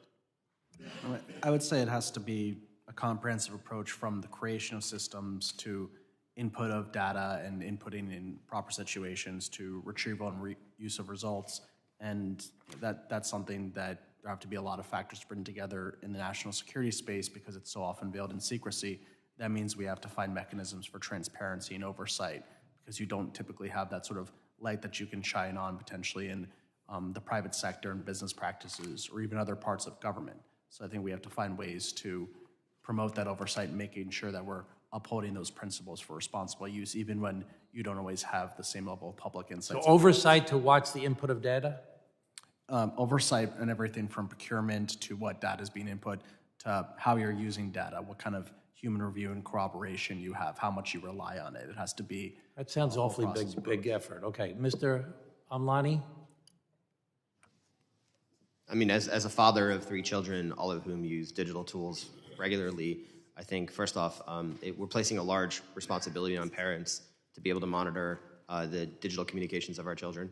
There aren't the age verification mechanisms currently today to be able to provide a gateway to make sure that the right people are accessing the right systems at any point in time. I think it goes back to the identity layer of the internet that I mentioned before. As you mentioned, there's all kinds of online bullying, extremism, recruiting, other things like that that are happening online. and it's all being done, not just in the dark web, but actually out in the open. But it's because we don't have the ability to be able to properly recognize who people are online, and it creates mechanisms and difficulties for making sure that we can actually have stronger values enforced and allow parents to be empowered. Okay, better IDing people. Mr. Sikorski? Yeah, I agree with both those takes so far, but the other one that I would consider and put out there is the education piece. So I talked heavily already about cyber education and the workforce that's going to defend the nation next as being paramount, but there's also an education piece for the rest of society when it comes to security and AI and disinformation, right? And knowing that what you're seeing on your phone may or may not be real, right? And people in an age where people are getting their news by just scrolling through their phone second after second, I think that's something that really needs to be considered. And then how do we eliminate those kinds of things that are not real? Mr. Chairman, could we let Mr. Demmer answer? He hasn't been able to answer a question for a while. Go ahead, Mr. Demmer. Thank you for the question, Congressman. I agree with you on the societal and technological advancements, creating some downstream maybe impacts that are unintended. I personally believe that technology advancement that is happening today creates a promising future for all workers to be able to upskill, have more fulfillment in their work, and to be enabled with these tools and technologies. But it all starts with the critical data. If we don't have good data going into these systems, then garbage in, garbage out. Okay, thank you. Thank you, Mr. Chairman. Gentleman yields. I now recognize the chairman of the Cyber Subcommittee, Mr. Garbarino, for 5 minutes question. Thank you, Mr. Chairman. Thank you all the witnesses for being here. My colleague just before, he was talking about 1974 and Sister Ruth, and I was like, where was I? Oh, wait, I wasn't alive. 1984, though. Yeah. Mr. Demmer, recently, one of our biggest concerns has been the repositioning of Chinese state actors in U.S. critical infrastructure, meaning they are postured for a cyber attack if conflict with the United States were to arise. The U.S. intelligence community has said that AI has been helping them detect this activity, given it is much more challenging to decipher than traditional tactics that involve malware injection. How have you been thinking about this challenge? Absolutely. So the threats are dual. There's the cyber threats that I think, there's others on this witness stand that can best answer that. On the physical infrastructure, specifically our critical assets, is a vulnerability, and we've seen that. Gecko is a proven partner for the U.S. industrial base, both public and private sector, and we need to ensure, energy security, critical infrastructure like roadways, bridges, dams. These are all susceptible to physical attacks, and ultimately, creating wins for the industrial base enables us to fight some of these other existential threats as well. Thank you, I appreciate it. Mr. Sikorski, I understand that you teach cybersecurity at Columbia University, which undoubtedly means that you have a front row seat at our nation's cyber talent, up-and-coming cyber talent. In your view, what does the government need to do to bring sufficient numbers of people into the cyber workforce? Yeah, it's a great question. I think back to my experience, right? When I was in school, it wasn't until I was a senior in college in New York City and 9/11 happened that I was like, I want to go work for the NSA. Like, that's what I want to go do. And, but I didn't really think about that before. It was things like video games and stuff like that, right? And I think getting people excited earlier on is a really good place that we can focus, right? Of like, there's cybersecurity hacking clubs, like at universities and high schools, and this gets people really excited to gamify it and play along.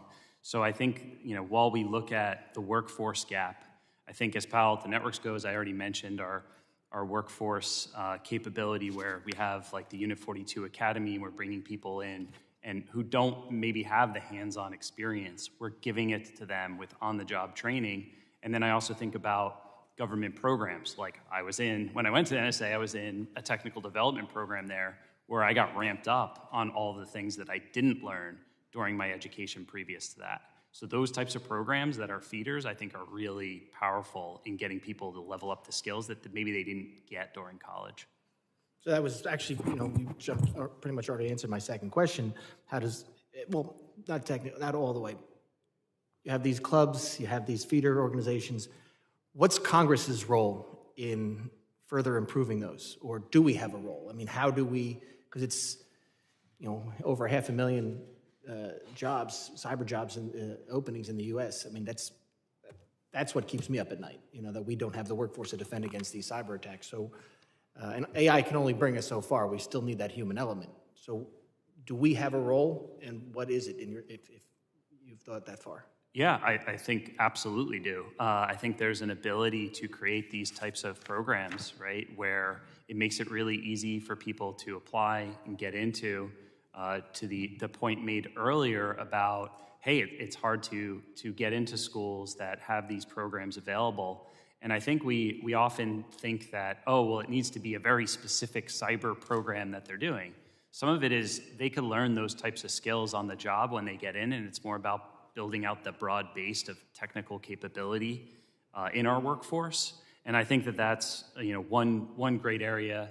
I do think that there's a lot of government agencies like CISA that have information out there where people can learn and train up. I think there's a lot of virtual education kinds of things going on that are very powerful. So I think just thinking about how to drag in that workforce, and some of that is even earlier on, right? So we're talking sometimes giving people skills. And I remember when I taught the FBI, it was like all of a sudden these people were cyber agents, and they had none of the background in cyber.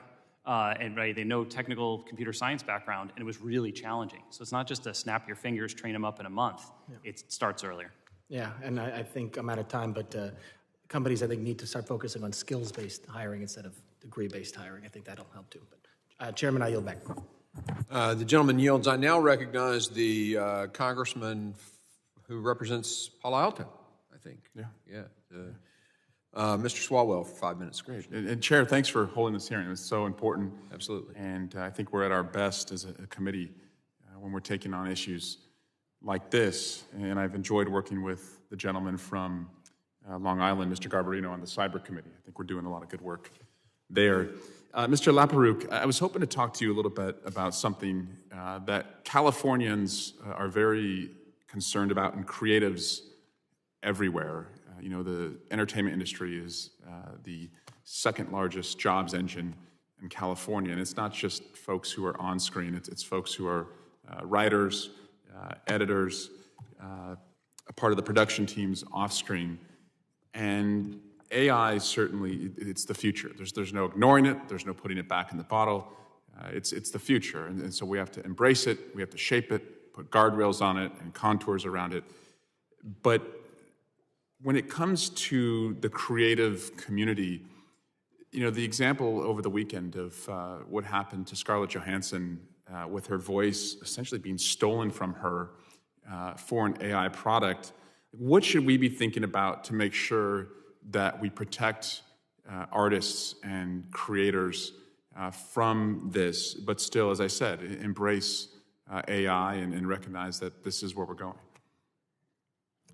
Well, I think it's going to be important that we find ways to sort of try to be proactive in anticipating what people's rights are going to need to be. I mean, a situation like that, probably not something that was even imagined or contemplated when the movie where she played in AI, I think it was 4 or 5 years ago, came out. And this is something that's come up a lot, I think, in the recent, the writer's strike, the actor's strike, is how do we build in those protections now, not just for how AI is being used right now in this industry, but also how's it going to be used in 5 years? How's it going to be used in 10 years? So, looking at workers' rights is a little outside of my field, but from just the technology standpoint, it moves so fast. I think it's important to be proactive in thinking about not just current risks and factors to care about, but what do we need to care about down the line that we might not be ready for when it comes up. And when you talk to creatives, they're not opposed to AI, and that's such a basic hot take, which is, they oppose AI. They don't oppose AI. They just want rights, and they want, and they're willing to engage around their likeness and their voices, but they should be compensated. And the majority of people who are writers and actors are people you've never heard of, but this is their livelihood. And in California, we're especially sensitive to that. I wanted to ask Mr. Amlani, because we're in the same backyard. in the Bay Area, and the chairman alluded, that our tech culture has created, so many opportunities in the Bay Area. But I do worry about with AI, and I have a community in my district called Pleasanton. It's one of the wealthiest communities in America, and you've heard of it. I have other places in my district like San Lorenzo and Hayward and Union City, and they have some of the poorest communities in the country with schools that don't have enough resources, and those kids have dreams as big as kids in Pleasanton. And so I just fear that at a child's earliest days in schools, that there's going to be two classes created: those who are given access to AI in their classrooms and those who are not. And so what can the private sector do, because you're often really some of the best solutions out there, to partner with school districts to make sure that you're imparting your knowledge and skills on places that need it most, recognizing that you're going to have a need to recruit talent down the track as well? Sure. Thank you so much for the comments and questions. Congressman, obviously this is a pretty personal issue with me, but I think with regards to actually allowing people to have access to the technology and AI in particular, it's interesting the way that AI is actually democratizing itself and it's making itself available to everybody.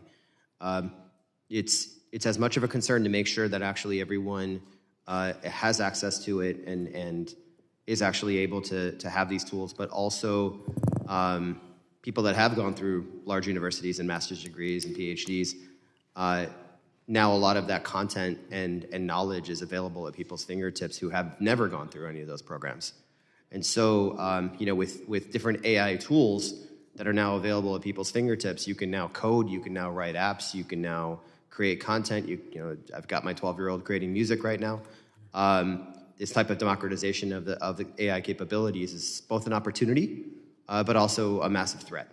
It really does upskill many cyber criminals around the globe to be able to attack systems, people that are not as well off potentially and would love to have the ability to be able to create malware that could potentially create a ransom payment.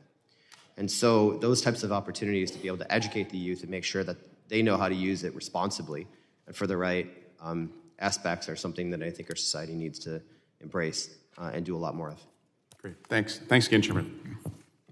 Gentleman yields. I now recognize Mr. D'Esposito, the gentleman from New York, for 5 minutes question. Well, thank you, Mr. Chairman, and thank you for taking the committee in this direction. I think that it is an issue that really affects every corner of the United States of America and obviously our world, and has real promises for the future.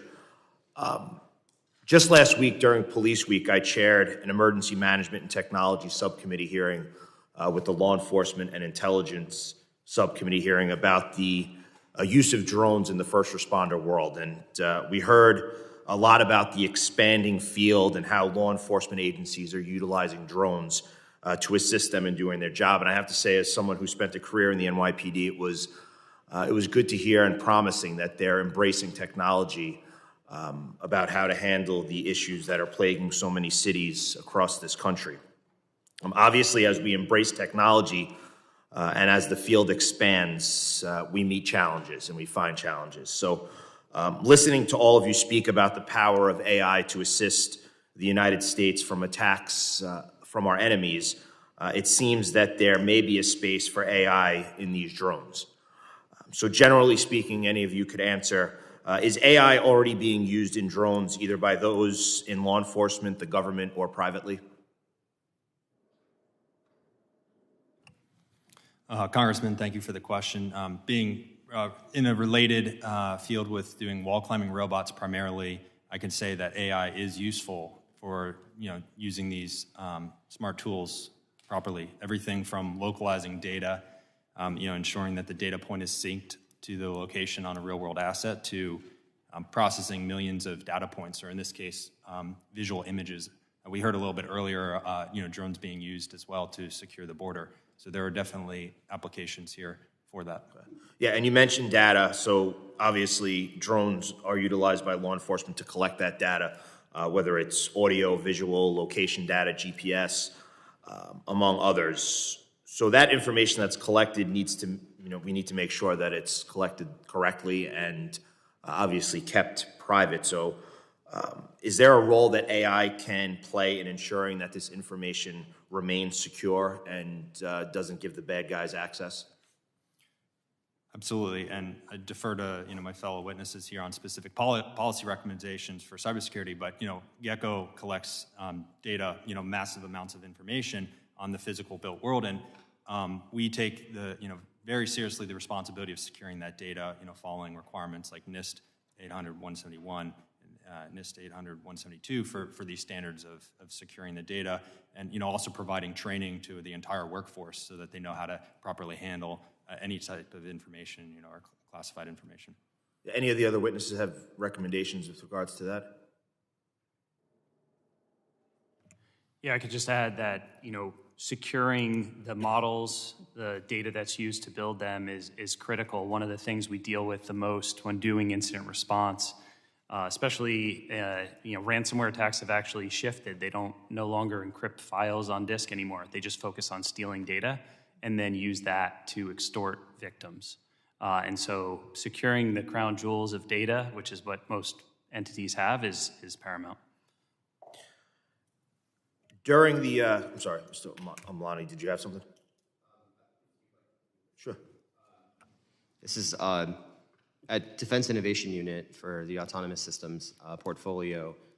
Part of my role years ago was actually to manage autonomous systems within drones. And I think one of the biggest concerns is actually Chinese-made technology within drones, and making sure that we create a list of different drones that people could potentially use in law enforcement and other avenues to make sure that we have a safe list of drones, and which is something that Defense Innovation actually did create. So that's actually, you're leading into my next question. It was almost like we planned this. So part of the conversation that we had last week from the NYPD was the fact that they currently utilize Chinese technology in their drones, and they're working to eliminate them from the fleet because of the issues and the concerns that we have. And my colleague from New York, Ms. Stefanik, has introduced legislation recently that would help law enforcement make sure that they only purchase American-made technology, American-made drones.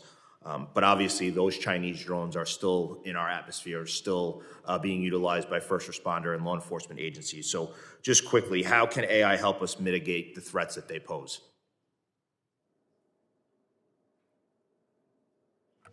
There's also a significant amount of work being done by Defense Innovation Unit and other agencies on mitigation of drones and counter-drone work. So AI use for counter-drone work is also another way to be able to mitigate those. Excellent. My time's expired, Mr. Chairman. I yield back. Gentleman yields. I now recognize the gentleman from California, from Los Angeles, Mr. Garcia. Thank you, Mr. Chairman. I appreciate you holding this hearing, and I want to thank all of our witnesses for being here as well.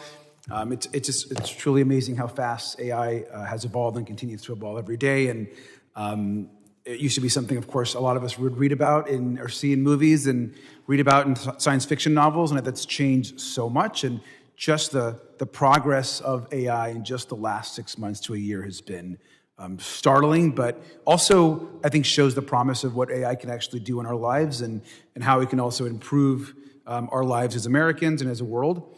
I, like a lot of folks here, there's concerns as it relates to our own security, our own Homeland Security challenges we have here in this country. But I also want to focus on the challenges it faces to our own democracy and our elections process. A lot of my colleagues have brought that up in the past, and there's bills to address that, of course, here in the Congress as well. Just in the last 24 hours, DHS issued a warning ahead of the 2024 elections of threats that AI poses to our very elections. Earlier this year, the World Economic Forum announced that AI threatens and continues to threaten global democracy, not just here in the U.S., but across the globe. And this assessment was actually echoed just last week by our own intelligence community. The DNI intelligence officials have testified in the Senate that since 2016, when Russia first tried to meddle in our elections, that the threats are happening from foreign actors even more so as we know today. Russia, China, Iran, others competing to influence not just their own countries, but what's happening in our own elections here in the U.S. And that's actually a very danger to all of us and a concern for us as well. Now, this past January, we know that voters in New Hampshire were exposed to one of the most high-profile recent cases of AI. We know that there was a robocall, for example, impersonating President Joe Biden, telling people not to vote. That attempt, of course, was identified, stopped, and investigated, which I think we're all very grateful for. But we can see that those types of efforts could cause enormous havoc, especially in elections that were close, that were targeted in states or in communities across the country.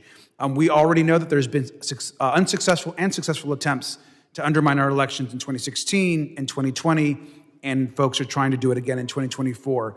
And so the rise of AI, deepfakes, and other technology is very concerning, I think, to the Congress and to all of us. I'm also especially concerned because one of both the advantages in the U.S. is that we have our elections are decentralized. Our elections are not run generally by the federal government. They're run by states, counties, towns, cities, oftentimes small communities without a lot of resources or the technology to know how to actually deal with kind of the oncoming, I think, wave of AI attempts to actually meddle in all these elections. And so I'm really concerned about how these smaller agencies, these city clerks, actually are able to take on AI and have the resources to do so. We know there's a new DHS Artificial Intelligence Task Force, which coming out of Homeland Security, which I think is really important. But this is a huge, I think, responsibility of this committee, is how we provide and get assistance to these clerks and county recorders across the country. Mr. Laperruque, I know that the CDT has done a good deal of examining some of these risks. What additional safeguards do you think need to be put in place as it relates to this election piece? And how can Congress better support all of these election organizations and officials across the country that have a decentralized system, and how are they supposed to get support? Because that's, I think, very concerning. As you're emphasizing, the decentralized natures of our elections, which in some ways provides a lot of assets, is also a significant challenge when you're facing threats like this. So we, fortunately, over the last decade, have built up a robust network of federal entities that provide support for election security from things such as cyber threats. I think we should supplement that by having those same entities serve as means for highlighting AI threats, whether that's of a specific type of attack or misinformation campaign that's going around using that to disseminate information, but also for more general awareness and education that can be brought from that small set of federal entities and disseminated outwards to that broad network, trying to educate about here are the types of AI technologies, here's how they might be used for everything from trying to use AI to create spam FOIA requests to overload your office, to building up fake materials about polling information, to using AI for spear phishing. And because also just finally, I think even though we have for our elections, obviously for president or U.S. senator, these are federal elections, but they rely on data from local towns and counties and registrars that just send their information and their voting information up through the process through the state, and then eventually, of course, the states will certify elections. And so the real concern is that you can micro-target, of course, precincts, you can micro-target small towns and cities with these AI disruptions that can have real impacts in certain states to presidential elections. And I think that's something that I think we have to really consider and think about as we move forward, and how we get these small towns and city clerks the technology, but also the education that's needed to take on these deepfakes and AI concerns. So with that, I yield. Thank you. Gentleman yields. I now recognize the gentlelady from Florida, Ms. Lee, for 5 minutes questioning. Good afternoon, Mr. Sikorski. I would like to go back to your testimony where you mentioned that our cyber adversaries are utilizing AI to really enable some of their malicious behavior, like creating more sophisticated phishing attacks, finding new attack vectors, enhancing the speed of lateral movements once they do intrude upon a network. I'm interested in hearing more about how we are using machine learning to build and enhance our cyber defenses against these kinds of attacks. You mentioned in your written testimony precision AI, some other tools, including some revisions to how the SOCs are operating. Would you elaborate for us on how machine learning can enhance our cyber defenses? Yeah, it's a great question. And actually, Palo Alto Networks and myself have both been involved on this machine learning AI journey for over 10 years. This isn't, while ChatGPT and other technologies like that have gotten really popular really quick, we've been leveraging that type of technology for quite some time. Myself specifically on anti-malware technology to be able to detect malware on a system. And so we've been training models to do that. We've been for quite some time. And that detects sort of variation in what we're seeing and making sure that variants of malware that come out will be stopped due to that training. Then there's also the idea of sort of leveraging AI to get rid of the noise. And that's really the more recent evolution that we've been focused on at Palo Alto Networks, where we're trying to say, everybody's inundated with all these tools. I go back to the SolarWinds example. I did numerous incident responses to that after that came out, went on to corporate networks, and one of the big problems that they had was they actually detected the attack.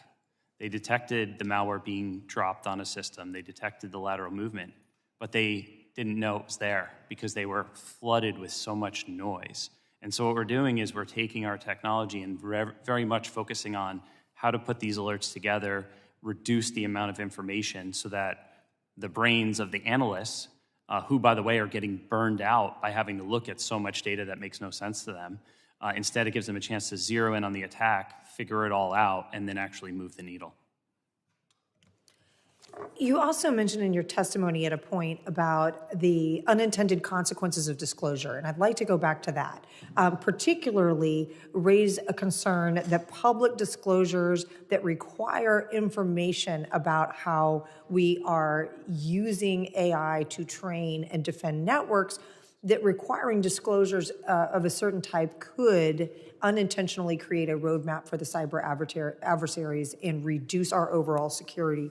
I'm interested, if you were a policymaker, how would you balance disclosure requirements with not alerting our adversaries to the type of information that we don't want them to have?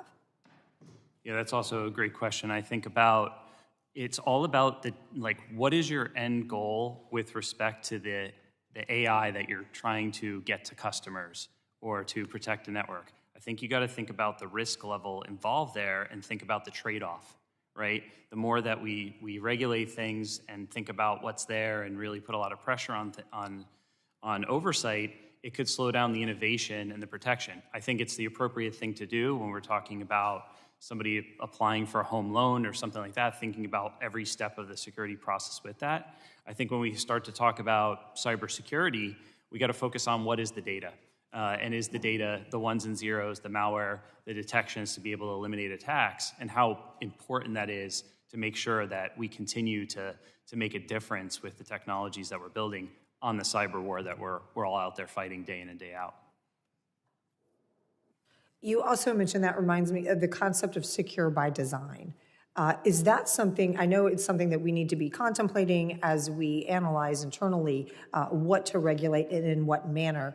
Share with us, if you would, a little bit more about secure by design and what that should mean to us as federal policymakers. Yeah, I think it goes back to the point that AI is here to stay no matter what any of us do, right? It's coming, and it's sort of like the internet, right? But we didn't plan security into the internet. We didn't plan security into all of the applications and everything that was built out. And instead, what we're stuck doing, and especially comes up as a cybersecurity company, is, we missed out on an opportunity to build things in a secure way. And that's where, when it comes to securing AI by design, you need to think about, what are you building? How are you building it? What are you pulling in from the supply chain into that build? How are you protecting the application as it's running? How are you protecting the models, the data, everything as it's actually flowing out to customers or otherwise? And I think that's where a really big focus on building things in a secure way is really important. Thank you, Mr. Chairman. I yield back. Gentlelady yields. I now recognize Mr. Menendez for 5 minutes questioning. Thank you, Chairman, and thank you, Ranking Member, for having us here today. Thank you to all the witnesses. I first want to start and build off some of the questions that my colleagues have asked about training our cybersecurity workforce. And first want to acknowledge Hudson County Community College, which is New Jersey's 8th Congressional District, It is designated as a National Center of Academic Excellence in Cybersecurity by the NSA, and they were recently awarded $600,000 to expand their renowned cybersecurity program, which is getting more women into the cybersecurity field. So incredibly proud of the work that they're doing. Mr. Sikorski, thank you for emphasizing the need to educate and train our cyber workforce. I'm wondering, in your experience, what are you seeing as the most prominent barriers to participation in the cyber workforce? I think there's a few parts to that. I think the first is desire. I think that getting people at a much younger age, focused on getting excited about these technologies and wanting to get involved in what's happening. And it goes back to what we discussed earlier, which is how do we make sure they have proper access and actually are talking about AI and cybersecurity at a very, very early age. And then I think back to the point of what's happening in your district is very focused on how do we build the university system such that they're really feeding the engine of all of these cybersecurity workforce shortage jobs that we need to actually fill. So I think, and working with industry to make sure that they're lining up for the jobs because, a lot of cybersecurity companies actually struggle to find talent to hire into these jobs, which go into, securing networks around the world, collaborating with CISA and other things that we're doing, and there's just not enough people to pull from there. Yeah, because across public-private sectors, everyone's looking to enhance their cybersecurity capabilities, which includes adding cybersecurity professionals, whether it's the Port Authority of New York and New Jersey, or whether it's a private entity that is concerned about these issues. Just sort of quickly following back, you mentioned a desire at a younger age for people to engage in this field. I believe you're an advisor to Columbia's cyber student organization. Are you seeing anything sort of in that student demographic that draws them to cyber that maybe we should be sort of using to highlight and amplify at a younger age? Yeah, that's a great question. I think that one thing I think about is the gamification of it. Yeah. I think of myself personally, I wanted to be a video game programmer originally because that was really cool back in the Nintendo days, right? And I had the tech skills for it. But then once I realized that cybersecurity is like this good versus evil kind of situation going on in the real world, and it's only going to get bigger. I started to get really excited, and then there's hacking competitions and driving that into getting people to participate more because of the fun that can be had and the team building that can be had working towards that. That doesn't really exist out there, but that's what actually happens. At Columbia University, there's a cybersecurity club where they focus on that. They go to competitions together, and it rallies them into a common goal. And I think those types of things are great. That's great. I appreciate it. I'm going to shift real quick to Mr. Demmer. In your written testimony, you touch on how AI can be used to better secure physical infrastructure, quality, high-quantity data. I also sit on the Transportation and Infrastructure Committee. We're overseeing the major investment that's being utilized by the Infrastructure Investment and Jobs Act, which is building our future infrastructure. I was a commissioner at the Port Authority of New York and New Jersey. One of my favorite projects was Restore the George, where they went through and cables, and it was a completely intricate project, but necessary. As we think about investing in our infrastructure so we don't have to make these huge investments of replacing our existing infrastructure, how could the use of AI and the data collection that you touch on be used to better upkeep our existing infrastructure? Thank you, Congressman. This is something we care deeply about. Of course, protecting the infrastructure we have today, capturing the right data sets so that we can ensure that they are here for us when we need them, not vulnerable to just old age or some external threat. But increasingly, we also see the opportunity with these data sets to help us build more intelligently in the future. So as we bring new systems online, how do we instrument them in ways where we can do that modernization and telemetry of what's going on with that equipment so that we don't have sort of the failures or the vulnerabilities and hopefully lower that cost of maintenance, because 2/3 of the cost of critical infrastructure is usually consumed after the initial build. That's right. And what type of dollar amount investment could the federal government make to quickly scale up this technology and put it to use? Yeah, so there are very much technology-ready solutions out there for national security. And there are ways that I'd love to follow up with some guidance on that in terms of programs that could be utilized to help bring those technologies to the forefront and accelerate the adoption of them, whether it be investment in hardware technologies, as well as ensuring that the policy side is recognized that not all solutions are created equal. And today we do a lot of things that seemingly placate the ability to think that we have a handle on what's going on, but it's actually woefully inadequate in terms of how we're actually managing, maintaining. Sure, would appreciate continuing this conversation, but I am woefully out of time, so I yield back. Gentleman yields. I now recognize the gentleman from North Carolina, Mr. Bishop. Mr. Chairman, I yield my time to you. Thank you. Quick question on the creating a sense of security for the public on AI. There's all the fear that's out there, and are there requirements that we can place in the system that would give people a sense of security, kill switches, always having a person in the system? What are some things that we can do to give the public a sense of security that we're not going to create, the Terminator or something like that? Anyone? You're smiling. I would say human review and control is one of several factors that's critical for something like this. Again, I think you need strong principles to ensure responsible use, all the way from creation to what data you're putting into systems and what systems you're using AI for, to what data you're taking out and how you're using it. As you said, for human review, one of those steps on the outside is there should be human cooperation for AI results. It shouldn't just be AI making its own decisions. And we have to know how reliable AI is in certain circumstances. Sometimes it can provide small bits of insight. Sometimes it can be very reliable. Sometimes it gives a degree, and you have to treat it with a bit of skepticism, but also maybe it provides a bit of value. Along those lines, not just human review, but especially trained staff. That's why it's so important for folks that won't just overcome general automation bias. That's the tendency for individuals to always just assume that automated systems tend to work better than humans. That's been documented in many cases. But you need to understand what type of biases or what type of reliability you might want to apply to any given AI system in any situation.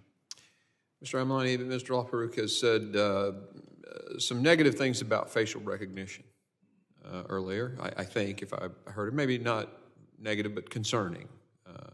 And the fairness, the use of it against large groups, population stuff, law enforcement.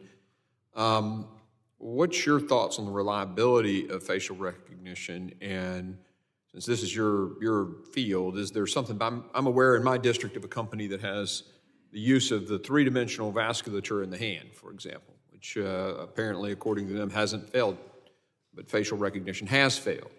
And so what are your thoughts on, because identity, I think you're right, it sort of begins and ends with being able to make sure the person is the person in the system to make sure that, so what are your thoughts on that?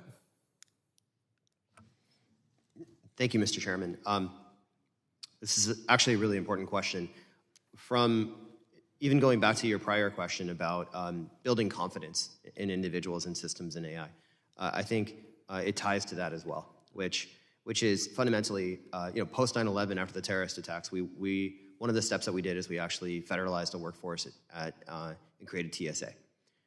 Having federal agents at the checkpoints actually made people feel safer to get back on airplanes again. That used to just be a private contracted workforce paid for primarily by the airports and the airlines. But by having federal agents there, it made people feel more comfortable. So these steps are really important to be able to put into place. People do not feel comfortable right now with the identification and authentication steps that are necessary right now to access systems. Passwords are antiquated. People forget passwords. The most secure place to actually store passwords, according to all of the major cybersecurity experts in the field right now, is actually in a personal book that you write with you, because nobody overseas actually is trying to steal your personal book of passwords. They can access your systems. They can steal centralized places where you store passwords, but your book of passwords is something that they have very difficult access to receive. And so leveraging better authentication mechanisms builds confidence in digital tools and capabilities. People have become very comfortable with Face ID to be able to actually secure their systems. People have no confidence in what Ranking Member Thompson mentioned with regards to CAPTCHAs, right? And other silly systems like one-time passcodes that get sent to your phone, which are very easily compromised. And so giving people that confidence with facial matching and facial recognition and facial verification is an important component. If I can jump in now, because in the time remaining, I have a quick question for Mr. Sikorski. Data poisoning. How big of a threat is that for the AI systems that are using that data to make very quick decisions, particularly in the defense world? And if we need to go somewhere else to have that conversation, we can postpone it till then. But if you could just real quickly share a few concerns about that, if you have any. Yeah, I think it goes back to the secure AI by design, right? As we're building out these applications, how are we securing that information? How are we securing the models themselves that make the decisions, as well as the training data that goes there? And there is a lot of research and a lot of thought about what attackers could do if they can manipulate that data, which would then in turn not even necessitate an attack against the technology itself. It's an attack against the underlying data with which it's trained with. And that's definitely a concern that needs to be taken into account and built into as the technology is being built out. Thank you. I yield, and Mr. Goldman, the gentleman from New York, is recognized for 5 minutes. Thank you, Mr. Chairman. Thank you all for being here. The 2024 Worldwide Threat Assessment warns that our most sophisticated adversaries, Russia, Iran, and China, see the upcoming presidential election as an opportunity to sow disinformation, divide Americans, and undercut our democracy. And many of our law enforcement and intelligence agencies have confirmed that they are also seeing upcoming threats. Of course, it's not abstract. We know Russia used social media and cyber to interfere in our election in 2016. We know that Iranian actors posed as Proud Boys in an online operation aimed at intimidating voters in 2020. And just recently, we learned that China is experimenting with AI to enhance their influence operations. Within the Department of Homeland Security, CISA is charged with protecting the security of our elections. And Mr. Sikorski, I know you work closely with CISA on some of these issues. And I'd love just to ask you a relatively open-ended question, which is how is CISA prepared, or how is our government writ large prepared to address the use of AI by foreign adversaries to undermine and interfere in our elections? That's an excellent question, as we want to have a very secure election, obviously. And I think CISA is doing a great job with the JCDC, which is the collaboration with private industry, to work with us, Palo Alto Networks, and many other private entities on thinking through, like, what are we actually seeing in the threat landscape? So one of the things I'm tasked with as running the threat intelligence division at Palo Alto Networks is how do we take all of the information that we're getting from other private entities, from government agencies around the world, bring that all together and then share that back with the government itself to say, this is where we're seeing these threat actors go, right? Whether it be what China is up to today, what Russia is doing in the war in Ukraine, staying on top of those threats and finding the new ones. For example, we saw a novel attack of how Russia was sending emails, phishing emails to Ukrainian embassies, and actually making that discovery and showing how that actually went down. So that hyper collaboration is definitely going to move the needle. One of the biggest threats is deepfakes. Which we know our intelligence agencies said that they had spotted Chinese and Iranian deepfakes in 2020 that were not used. But the FBI has recently identified that recent elections in Slovakia were impacted by the use of deepfakes. How prepared are we to prohibit or prevent the use of deepfakes that might have a significant impact on our election? Yeah, so I think what we've seen with AI, it really lowers the bar for attackers to be able to generate believable communications, whether that's emails, like I talked about earlier with phishing, whether it be voice or even deepfake technology. So I think that lowering of the bar makes it a lot easier to make believable things that they're going to select. And Palo Alto Networks, we're not hyper-focused on eliminating deepfake technology, and I think that impact of inauthentic content is really concerning and something we need to explore. Anyone else have any insight into this?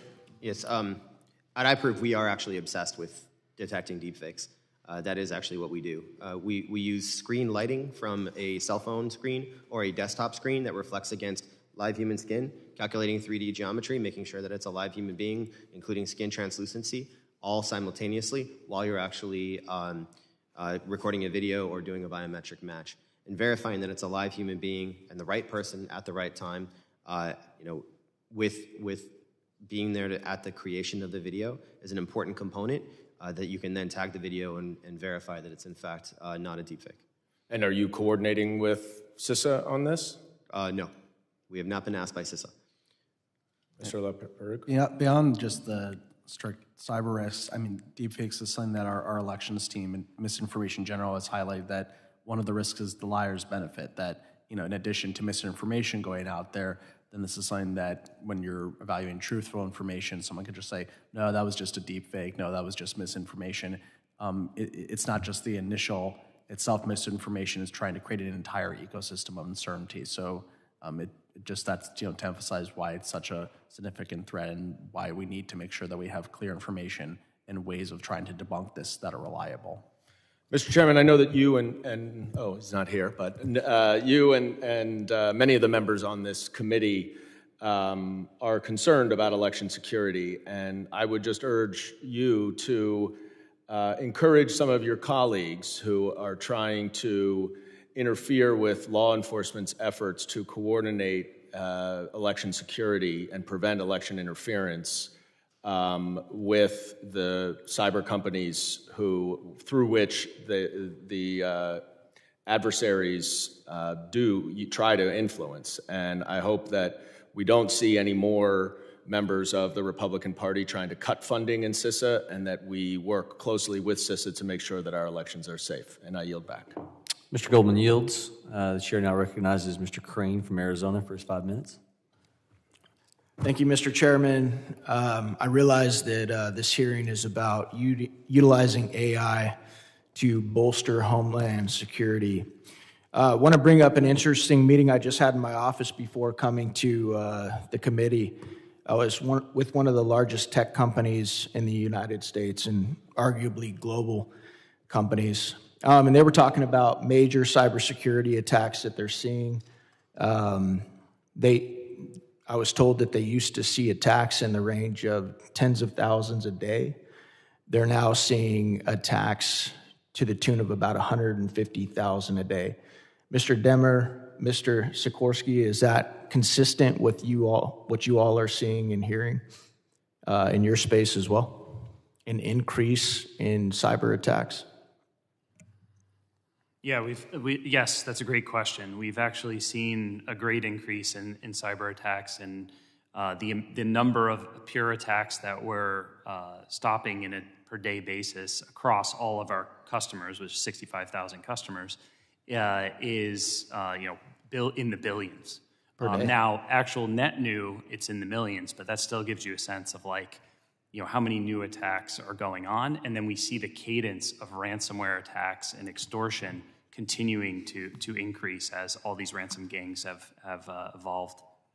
This company also told me that not only are the numbers of attacks on a daily basis increasing drastically, but they also said the brazenness of some of these foreign actors is becoming more and more hostile and increased as well. Is that something that you all can verify, that you're seeing as well?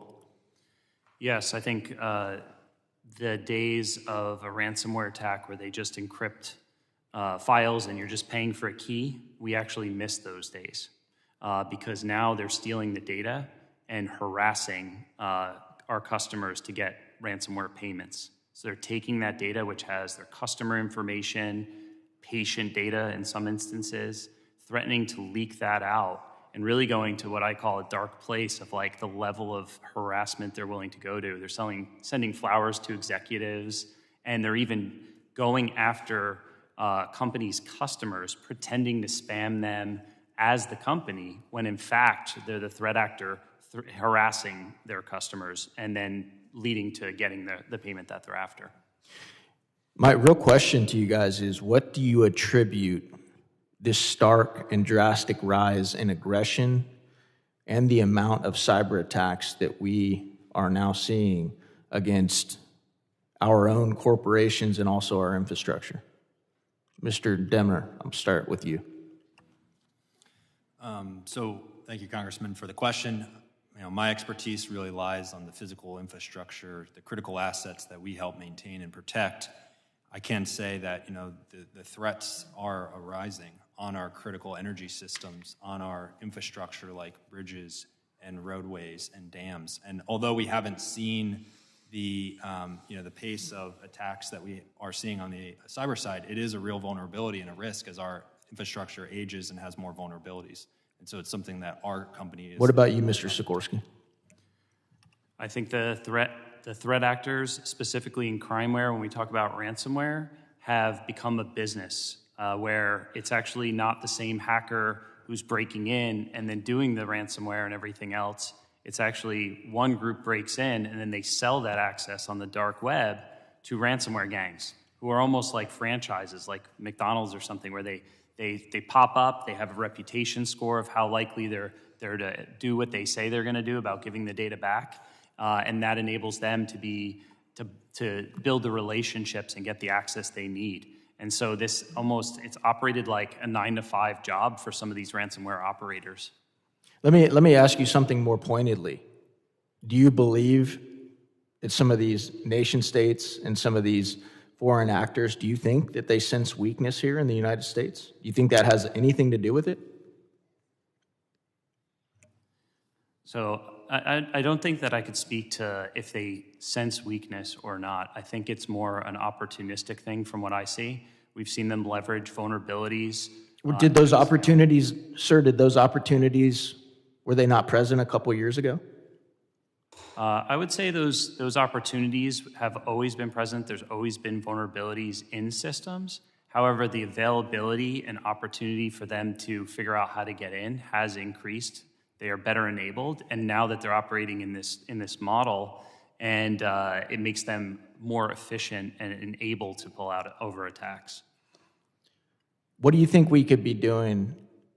Do you think we're doing enough offensively to make sure that individuals that would utilize these types of technologies to attack corporations and U.S. infrastructure, what do you think we could be a better job of doing to make sure that they pay a heavy price if they're going to carry out these type of attacks against our country?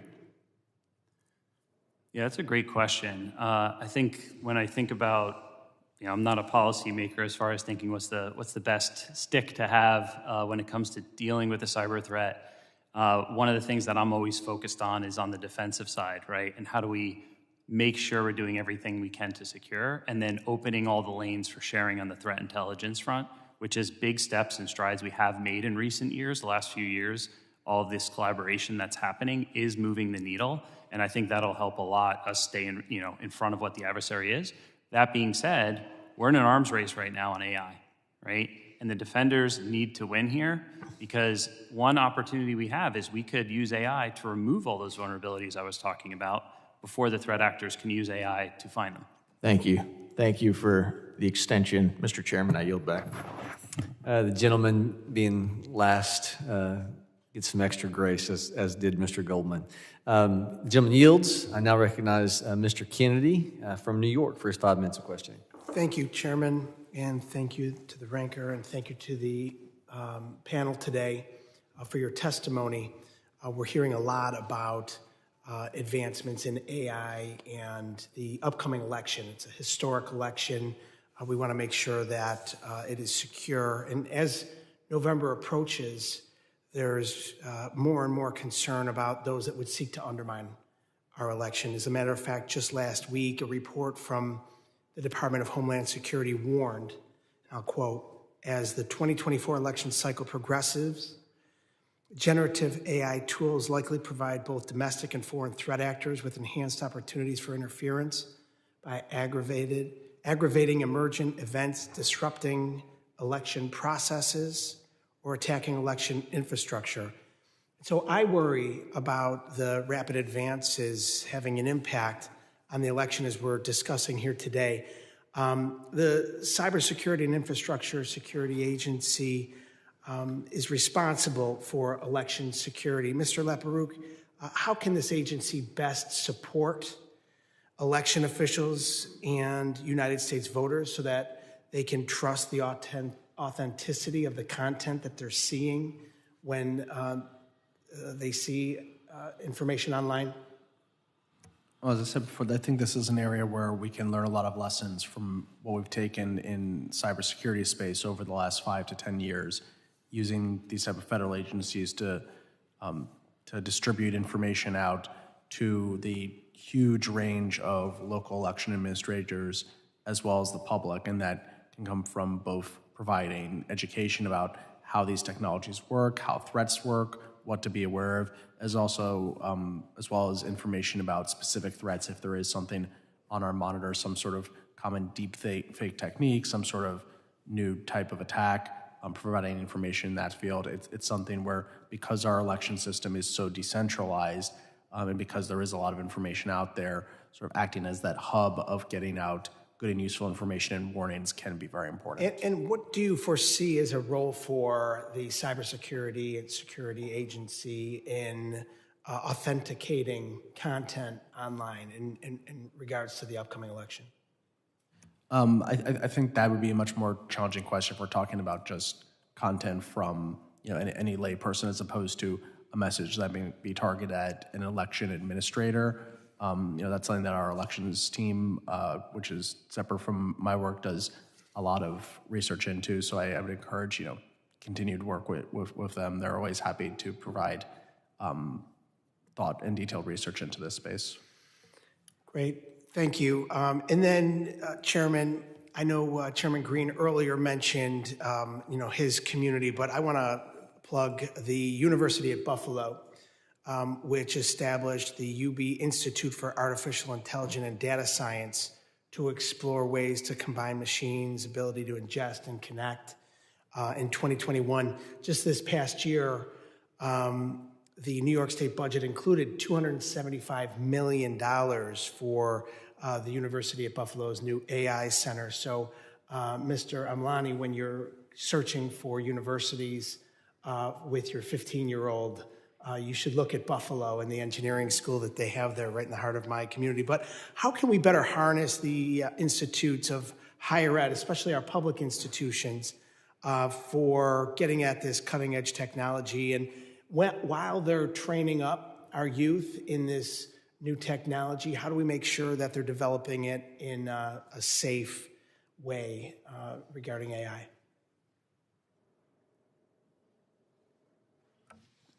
Thank you so much for your question, Congressman. My son and I would love to come to Buffalo. We would also love to be able to visit Niagara Falls. You're always welcome. Thank you. Fundamentally, I think there is a level of distrust in some of the AI content created, and much of that distrust is not knowing who or where the content came from. And so it comes down to identity, properly identifying the creator and properly verifying the content has not been tampered with after it was created by the initial creator. And so making sure that you're able to identify the initial creator is a very important component on trusting all of this content, and also for intellectual property concerns and other aspects of things that we've already discussed here today. And so using proper identification tools, things that can verify that it's the right person, it's the real person, and it's right now, to allow the individual to have ease of use to be able to identify themselves and verify they are who they say they are, and the content is coming from them. Thank you. I yield my time. The gentleman yields. I now recognize myself 5 minutes. So for the purpose of, this committee, I think a lot of the questions are centered around the border and how AI can help us be able to identify fraud, also protect entities within the United States. That's where I want to go here initially.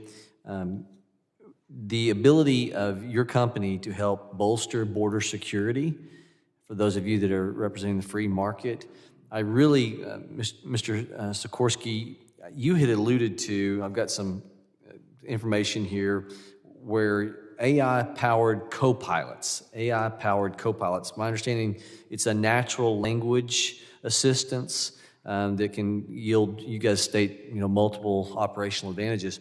I'm actually curious as to when we're doing our initial credible fear interviews, asylum claims, if our border security officials can utilize that tool to better inform the cases of the future, so that as people are being coached for those interviews, what can be fraud, language barrier can exist, and they can be told to say certain keywords.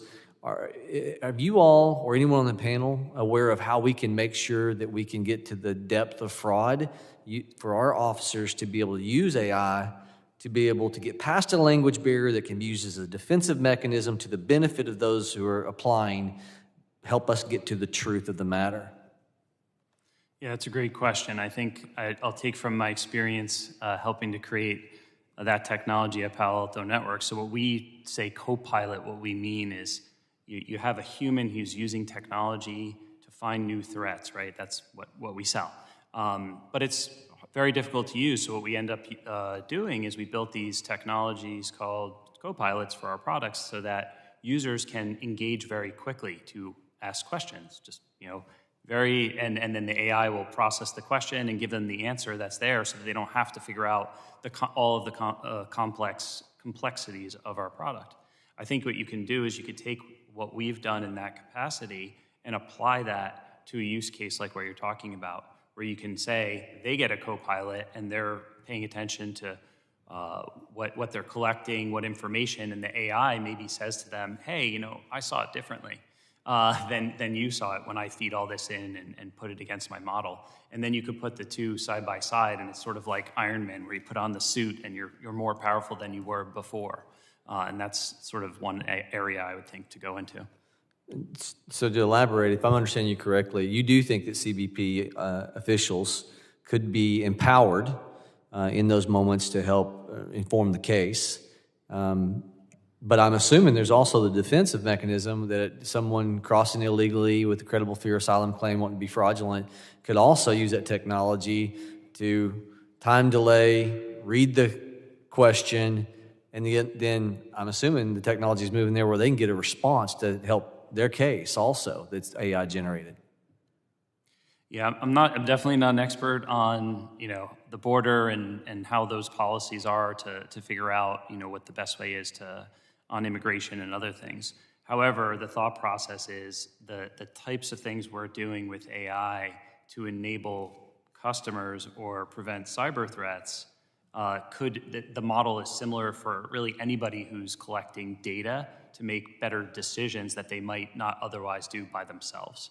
Let me move on. The rise of AI, the significant question about concerns, constitutional, election. AI can be very dangerous. We know with China, social credit scores and the ability to have facial recognition, AI-powered, that then may produce a different outcome depending upon whether you adhere to the government's positions or not. So there's a real fear, and it's a credible fear out there for those of us that think this could be used or weaponized against a nation's citizenry. I want to ask, from your perspective, the significant concerns you have regarding the AI of the future, and if anybody wants to talk about election fraud, specifically candidates that can be created to look like they're saying something that they're not actually saying, and how that can be generated, the ability for a user, I'm not talking about government regulation here, but for a user to have a fact check, something that could be encrypted where I could have the ability to determine whether or not that was created or if that's an actual video. Anybody wants to respond to that? Sure, I think the identity of the creator is actually a very important component up front, Mr. Chairman, Mr. Congressman. And I believe that Right now, that is not actually associated with most of the videos. It is shared openly. It is shared on open sites, and you can never really tell who created the original video. If you had the ability to be able to do so, at least you would have some confidence that the video itself was actually created originally by the initial creator. But there is some watermarking tools and other technologies being used by other companies that there's some investment in that space currently today to be able to assess it. Interesting. I want to honor the time here. With that, I yield to the gentlelady from New York, Ms. Clark, for her 5 minutes. Thank you, Mr. Chairman, and I thank our ranking member in absentia for holding this important hearing. Let me also thank our panel of witnesses for bringing their expertise to bear today. The rapid advancements in artificial intelligence and cybersecurity represent significant new opportunities and challenges with respect to securing the homeland. Every day, developers are creating new AI tools to better identify and respond to the increasing number of cyber attacks. But while AI is a critical tool in our cyber defenses, it is also still created and deployed by human beings. AI systems are trained on data sets which often replicate human biases, and thus the bias is built into the very technology created to improve our lives and keep us safe.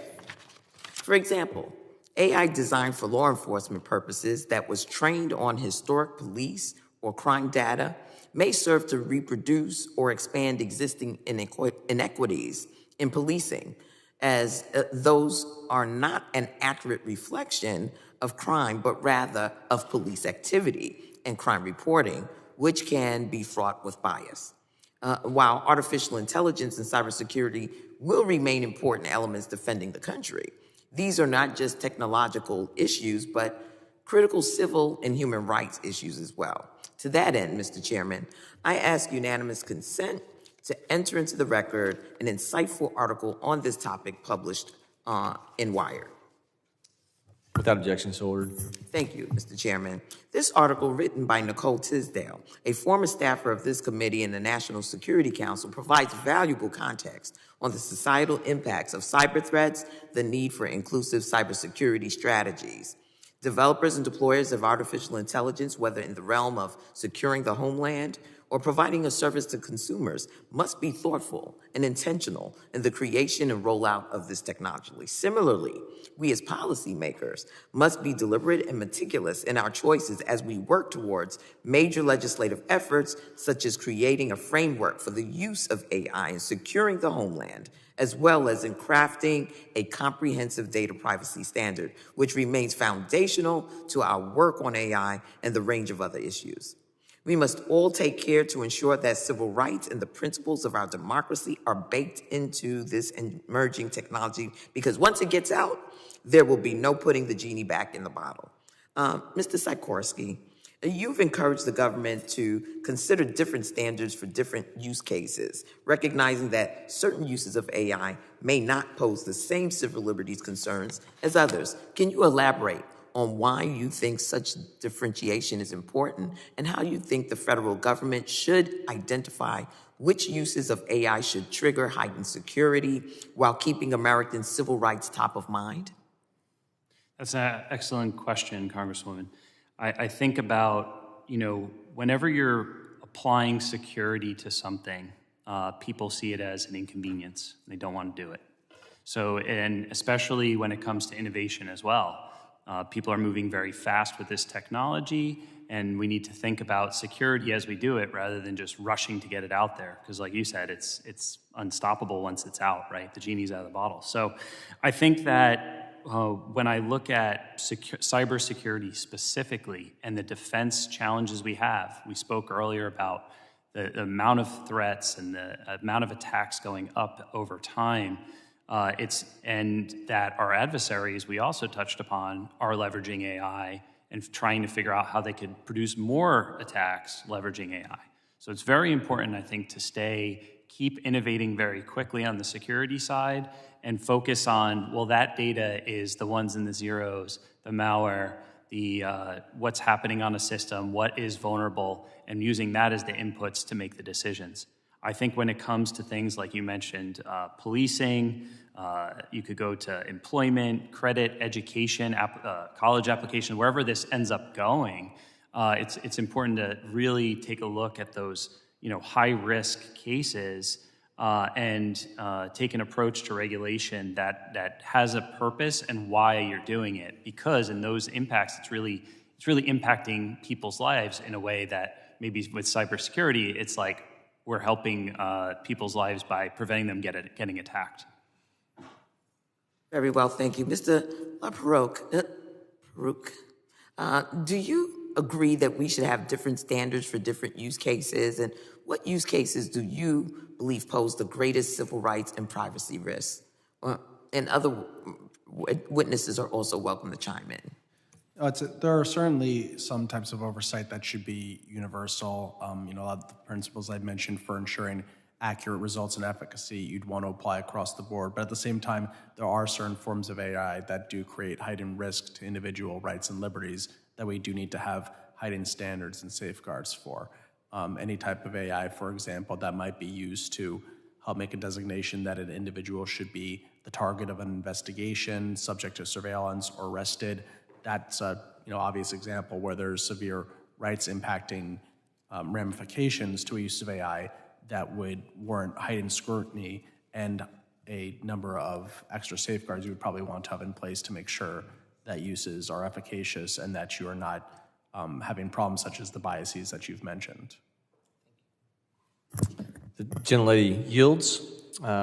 With that, I want to thank the witnesses for your valuable testimony before this committee today. We would ask the witnesses to respond to any additional questions in writing pursuant to Committee Rule 7D. The hearing record will be open for 10 days. And without objection, this committee now stands adjourned.